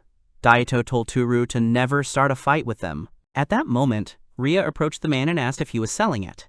The man agreed and asked what was wrong. Rhea said that if so, she would buy it and asked the price. Daito asked Rhea to stop. Rhea approached the boy and said that he was safe now. The boy agreed. Toru asked what Rhea planned to do with him. Rhea said that she would take him to an orphanage that she supported. The boy asked about the orphanage. The young man said that they couldn't. His younger sister would be left alone in the mercenary guild. He and his sister lived here, but then the mercenary guild took them away. The man chuckled and said that it was bad that they were hanging around in their territory. The boys start to get angry. Rhea says that's why she says she's buying them. Daito pulls out a bag of money and tells them not to cause more problems. The man says he doesn't need Daito's change. If he sells it to a men's establishment through a convenience store, he can get twice as much as Daito can give him. Toru gets angry, and Daiso says that she asked them not to get into a fight. If the boy gets into a fight with the mercenary guild on the first floor, then exploring the dungeon will become much more difficult. At this point, she takes out the boy's sword. She asks if they don't want this, then hits the man over the head with the dull blade of her sword. Daito says she didn't want this. The man says they'll pay for it. He whistles, and suddenly the boys are surrounded by a huge number of people. Toru says that there are more and more of them. Rhea says that they keep coming, and what should they do anyway? Daito says that they are surrounded and have no choice, so they need to break through. At this time, some girl behind the wall was holding an incomprehensible ball. The next moment, she throws the ball into the crowd and it explodes, spreading a huge amount of smoke. Toru doesn't understand what it is and starts coughing. Suddenly, someone grabs his hand and starts dragging him along. Toru doesn't understand what it is, and he can't see well because of the smoke in his eyes, but he feels like someone is pulling him. Suddenly, he notices that the girl has a tail. The men were in the smoke and did not understand where the boys had gone. One of them said that they could not have gone far. He ordered the men to find them. At this time, Toru was running along some narrow streets. He was already quite out of breath. Toru thought that he didn't know what it was, but this girl with a tail saved him. Then the girl stopped and said that they were safe here. Toru wondered if it was possible that this iron door was some kind of secret place. The girl called someone and, calling herself a cat, ordered them to open the door. Someone behind the door asked for the password. The girl said steal from fat pigs. Then the door started to open. The girl said they would hide there for now. Toru thanked her, but his two comrades and the boy remained there. The girl said they were safe. They pulled them out separately to knock off their tails. They agreed to meet here. The boy walked through the door. The girl told the man in the cloak to contact headquarters. The man agreed. The boy entered a room with a large number of wooden boxes. Toru thought that this place was used as a warehouse, but from the inside it looked like that. The girl exhaled. The girl took off her hood and told the boy to sit down somewhere. Toru asked about the cat ears. The girl asked what happened. She asked if the boy really didn't like being saved by a half-human. Toru said of course not, but he was just surprised. Toru thanked her for saving him and his friends. He asked her why she did all this. The girl said that their original task was to save Nick, but the guys just happened to be nearby. Toru thought it was a boy's name. He mentioned that he and his sister were involved with the Thieves Guild. Toru said that it meant a girl from the Thieves Guild. The girl agreed and asked if it wasn't obvious. Toru thought he should have realized that. He thought the guy had a similar hood. The girl said that the boy should know that guilds can't just start a fight in public. They, the boys, had done them a big favor by turning the attention to themselves. She thanked the boy. Then she smiled and said that his girlfriend had saved them a lot of trouble by hitting that thug on the head. The girl asked the boy what his name was. Toru introduced himself, and the girl said that everyone called her Kot. She wanted to thank them for saving Nick and asks the boy if there is anything he needs. Toru said that he does not need anything. They have already helped them a lot, getting them out of this mess. The cat said that they, the boys, had already helped them by just starting the fight. She wanted to thank the boy separately for that. The boy said that if that was the case, he could ask the girl for something. The cat asked him to just say it. Toru asked if he could have this room then, and if he really didn't need anything here. The girl was surprised by the unusual request. Toru thinks that this room has a similar iron door, and the interior is similar to the one in front of his room. There is a possibility that this place can be connected to his room. The girl apologized and said that she couldn't give the room to the boy. It wasn't something she could decide on her own. Toru agreed. Toru asks about how about he inspect the room. The cat asks about the inspection and asks why he needs it. Toru thinks about what to say and realizes that he looks suspicious. The cat asks if it is possible that the boy is just a scientist. She says that now that she thinks about it, the boy really doesn't seem like an adventurer, so he speaks the language of monsters. The boy agrees. The girl says that the young man can look around as much as he wants, and she will go with him. The young man thanks her. He begins to look around the room carefully. Suddenly, the girl turns to the boy and asks him if he really doesn't like demi-humans. Toru asks her why she's asking that. The girl replies that many people do not like half-humans. Toru thought that this is normal for this world, and he did not know. Toru says that on the contrary, everyone in his area loves half-humans. He then turns to the girl and asks if Cat is her real name. The girl replies that it is a nickname. Toru wondered what the nickname meant. Is she using this name because she hates humans? He thinks that maybe by looking at her characteristics, he will find out her real name. He decides to evaluate the character and realizes that he can't see her status. Suddenly, the cat turns to Toru and asks if he really tried to see her stats. Toru says that he just wanted to know her real name, and he was thinking about how thieves can tell when an evaluation is used on them because of their skill detection. The girl said that since the boy tried to look at her characteristics, he would look at her. She would tell the boy to know that her character evaluation was quite high, and she would know everything. The girl looks and starts laughing, and says that the boy has a funny name. She says that it is a strange name, and where did he even come from? The girl says that unlimited growth is very cool. He even has some hidden unique skills. Toru is surprised by the unique hidden skills. The girl says that the skill is to approach the girl and raise her level limit by 1 to 3 times a day. The boy thought that this was too long a skill name. Toru thought it was the effect of this skill. Suddenly, the cat knocks Toru to the floor and asks the boy to let her test his skill. The girl approaches him. The girl says that she did it and her level limit went up by 1. Toru says that the girl already checked and could she please get off her. The girl asks if they can do it. Toru says he refuses. The girl turns to Toru and says she thinks he doesn't like half-humans. Toru says he likes them. Toru thought that the girl had pleased him 3 times. He asked her to finish and get off him. The girl asked the boy if he felt that it was a little hot here. Toru was surprised. The girl says that her name is Miriam and the boy can call her Miri and him Toru. The boy asks her to stop and asks why she is taking off her belt. The girl said that didn't 3 touches of lips make him want something. Toru got scared and said that it wasn't like that at all. The girl asked if it was really so, but another part of him was ready to do it. She was glad that the boy was so excited even from a half-human. He couldn't do anything about it. Suddenly, they hear a voice behind the door, saying how soon they will get to Toru. Rhea said that if something happened to him, she will destroy the Thieves Guild. Dito told Rhea that these people are helping them. The man said they were almost there. Toru realized they were heading straight here. Toru thought that they would be in trouble if they saw them. He panicked and asked Miri to get off him because people were coming. The girl said that she couldn't hold back and couldn't stop. The boy turned to the cat and gave the password. Toru told the girl that he had given the password, and the girl had to answer. The cat said that they had come to the best part. Suddenly, she shouted that they were busy now and asked them to come later. Toru was surprised, and so was Rhea. Rhea asked what the girl was talking about and asked her to let them see Toru. Daito turned to Toru and asked what happened. Miri told Toru to leave them and have some fun. Rhea turned to Daito and told her to blow up the door with magic in that case. Toru thought it was crazy. Toru asked Miri to move and grabbed her by a part of her body. The girl said that the boy was so rough and finally wanted it too. Toru pushed her away. He threw the cloak over her and pressed the button. Toru greeted the boys and said that he was glad they were okay. Dito said that the boy had also run away. Rhea replied that she had heard some strange voices and was the boy okay. Toru replied that everything was fine.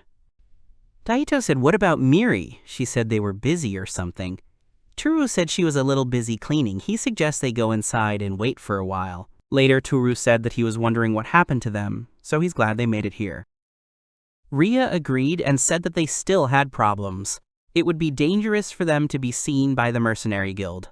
Dito said that the guy from the thieves guild came out to look around for us and they would leave this place when everything was clear. Toru agreed and said that the thieves guild was on their side. Maybe there were routes to the surface and the second floor that they could access from the thieves guild's territory. He asked if they knew. Rhea gave a negative answer and Daito agreed with her. Toru turned to Miri and asked her. The girls asked if Miri was okay. She looked like she had a cold or something. Toru said that they should look for a way to get to the surface. Miri is surprised and asks if Toru is really going to the surface. Toru says that unlike the people here on the first floor, they don't need to live here. Miri says that if that's the problem, it might be beneficial for them to join the Thieves Guild. Miri said that if they join the guild, they would also be protected by a non-aggression pact with the Mercenary Guild for a time. In addition, they would be able to use the infrastructure and routes of the Thieves Guild. Daito said that wasn't so bad. Rhea asked what she was talking about. Becoming part of a Thieves Guild was unthinkable. She was sure that it was a guild of lovers who robbed for profit. She would take this boy and his younger sister with her to the surface and hand them over to the orphanage. Daito turned to Rhea and told her that she should know that it was dangerous to bring the children with them. They had just escaped from the Mercenary Guild, thanks to the thieves. They should leave the children with them. Rhea said that they teach children to steal. In addition, they do not even receive a proper education. Miri said that children who have lost their children come to their guild themselves, just hearing about them. She also doesn't think that children should necessarily join them, but the guys are adults, and it's not up to them to decide. She saw Rhea's look and said that she thought that since the mercenaries were after Nick, he would be safer on the surface. Rhea said that it was decided then and they would go to the surface with Nick and his sister when everything settled down. After a while, Toru said that, as Miri had said, they would need a safe route to get to the surface with the children. He asks Miri if she could help them with that. Miri asked if they could just relax for a day. Toru apologized and said they were in a hurry. Miri asked, "What about exploring this room?" Toru says that they will come back later, once they finish their business on the surface. Suddenly, a voice came from behind the door and addressed the girl. She said that it was open. The young man came up and told the cat that the people from the Mercenary Guild had left. Then she whispered something to him. Toru thought she was telling the boy that they would be taking Nick's sister with them as well. She turns and says that it seems their boss wants to thank them for saving Nick. Toru said that they had to go. Suddenly, Daito covered Toru's mouth and told him to shut up and not to say anything thoughtless. The young man wanted to refuse their boss's invitation. People like that usually take honor seriously. They'll get into trouble if they upset their boss. The Thieves Guild has 800 members, the boy knew. She asked if he really wanted to make them his enemies, especially after they went through so much to save them. He says that it's not in their best interest to see them at their worst. In fact, if they like them, moving around will be a lot easier. Toru agrees and says that they'll meet him. Then they walk through the city. Miri tells Toru that she doesn't look very good. Toru agrees. The girl replies that their guild has more people than the merchants, but when they start trading, they don't do it very well. She asks what it looks like from a scientist's perspective. Toru says that the city may need to be redesigned. Miri asks what that means. Toru says that where he comes from, redevelopment involves pouring huge amounts of resources into older areas to make them more livable. He thinks of it as a kind of renovation to saddle up with something more modern. Miri thinks about it. Toru says that in his hometown, modernization is being done to improve life, but he thinks that the biggest problem on the first floor is the lack of public order. In that case, maybe they could build a large apartment building that also has shops and restaurants. Then they could set up a security system that would keep criminals out. Rhea said that sounded great. The kids would always feel safe. Dito added that if all went well, there would be more visitors from the surface. Miri asked Toru to tell her more about this redevelopment. After some time, Toru tells her everything. Miri says that they should cooperate with the people on the surface to develop the area. Ryuto says that she thinks that if they team up with a large group, they can defeat the Merchant Guild. Toru agrees and adds that he thinks they have a good chance of establishing cooperation if they offer them the right to trade on the first floor. Miri thanked Toru and said that he now had hope for this place. Toru said that he thought they would face a lot of difficulties when they started working on it. Miri said that they would do their best. Toru thought that in addition to taking care of the children, Miri is also in charge of the guild. Is she really that important? Then Miri says that they have arrived. They arrived at the headquarters of the Thieves Guild. A girl with glasses greets the guests and thanks them for coming. She introduces herself as the secretary of the leader, Noella. She also says that the leader would like to thank them, so he invites them inside. He then says that Kat and Nick will wait here. The girl asks them to go into the room. There was a bed with a girl on it. It was their leader, Dorothea II. Toru realizes that the leader is indeed a girl. He greets her and says it's nice to meet her. Daito says that she's glad to meet her. The girl remains silent. Noella says that it is her role to convey the guest's words. She apologizes for such inconvenience. Toru thought that he thought it was to keep the leader's true identity from being revealed. It must be hard being the leader of a guild. They whisper, and Noella says that on behalf of the head of the Thieves Guild, for saving Nick, she expresses her sincere gratitude to them. As a result, they became enemies of the Mercenary Guild. Noella said that she wants them to join the guild as guests. She asks about their decisions. Rhea said that they refused this offer. Dito asked the girl to be more respectful. Rhea said that, moreover, they were going to take Nick and his sister along with them. Noella said that it was her own opinion, but they should know that they are not forcing these children to join their guild. If they ask them personally, they will hear the same thing. Rhea says she understands this, but these children have a right to live in safer conditions. Noella turns to Tour. She asks if he can promise to provide Nick and his sister, Marie, with a peaceful and safe place to grow up. Rhea said that they promise. At least that place will be much better than this one. Toru asks to give him time to negotiate. Noella agrees. Toru approaches Rhea and says that he thinks the orphanage she supports will treat the children well. The girl agrees. Rhea asks Daito and says that maybe it's too much, but can she count on her support? Daito says that she has no choice. Toru asks Shizuka and she starts twitching. They smile. Toru turns and promises them. Noella smiles and nods. She says that the leader said that she would entrust the children to their group, but on one condition. The children would be accompanied by one of their guild members until they arrived at a safe place. Noella asks them not to worry, and tells them, among other reasons, the presence of a member of their party will reduce the chance of other guilds causing them trouble. This will make their journey easier on many paths. Toru says that in that case, they will inform them of the successful escort of Nick and Marie. Noella says that the leader is very grateful to them for that. They will be warmly welcomed next time. After a while, Noella says that she will call a guild member to accompany Nick and Marie. Toru then says that it was tense. Daito agreed. Toru thought that Miri had left and he wanted to see her one more time before they left. Then Nick and Marie showed up. Rhea told them that they could rely on her. Miri comes up to them and says that she will go with them as their escort. Miri asks the boy what he is unhappy about. Toru says that everything is fine. Miri says that living underground has become rather boring, so she wants to go to the surface for a change. Toru is happy. Miri says that the leader said that she can show them a special exit from the Thieves Guild to the surface. It's the shortest way from here. Dito says that's really wonderful. Miri asks what the young man thinks of their leader. Toru replies that she is a beautiful person. Even if only her silhouette was visible, it was obvious that she was very beautiful. Miri agrees. Toru says that her form is also simply enormous. Miri pinches him. After a while, Toru says that they finally came to the ascent to the surface, and he is a little excited. Miri asked if the boy doesn't go outside often. Toru said that he doesn't actually go outside for some reason. They climb the stairs and find a light, and it seems like it's not far away. They reach the surface.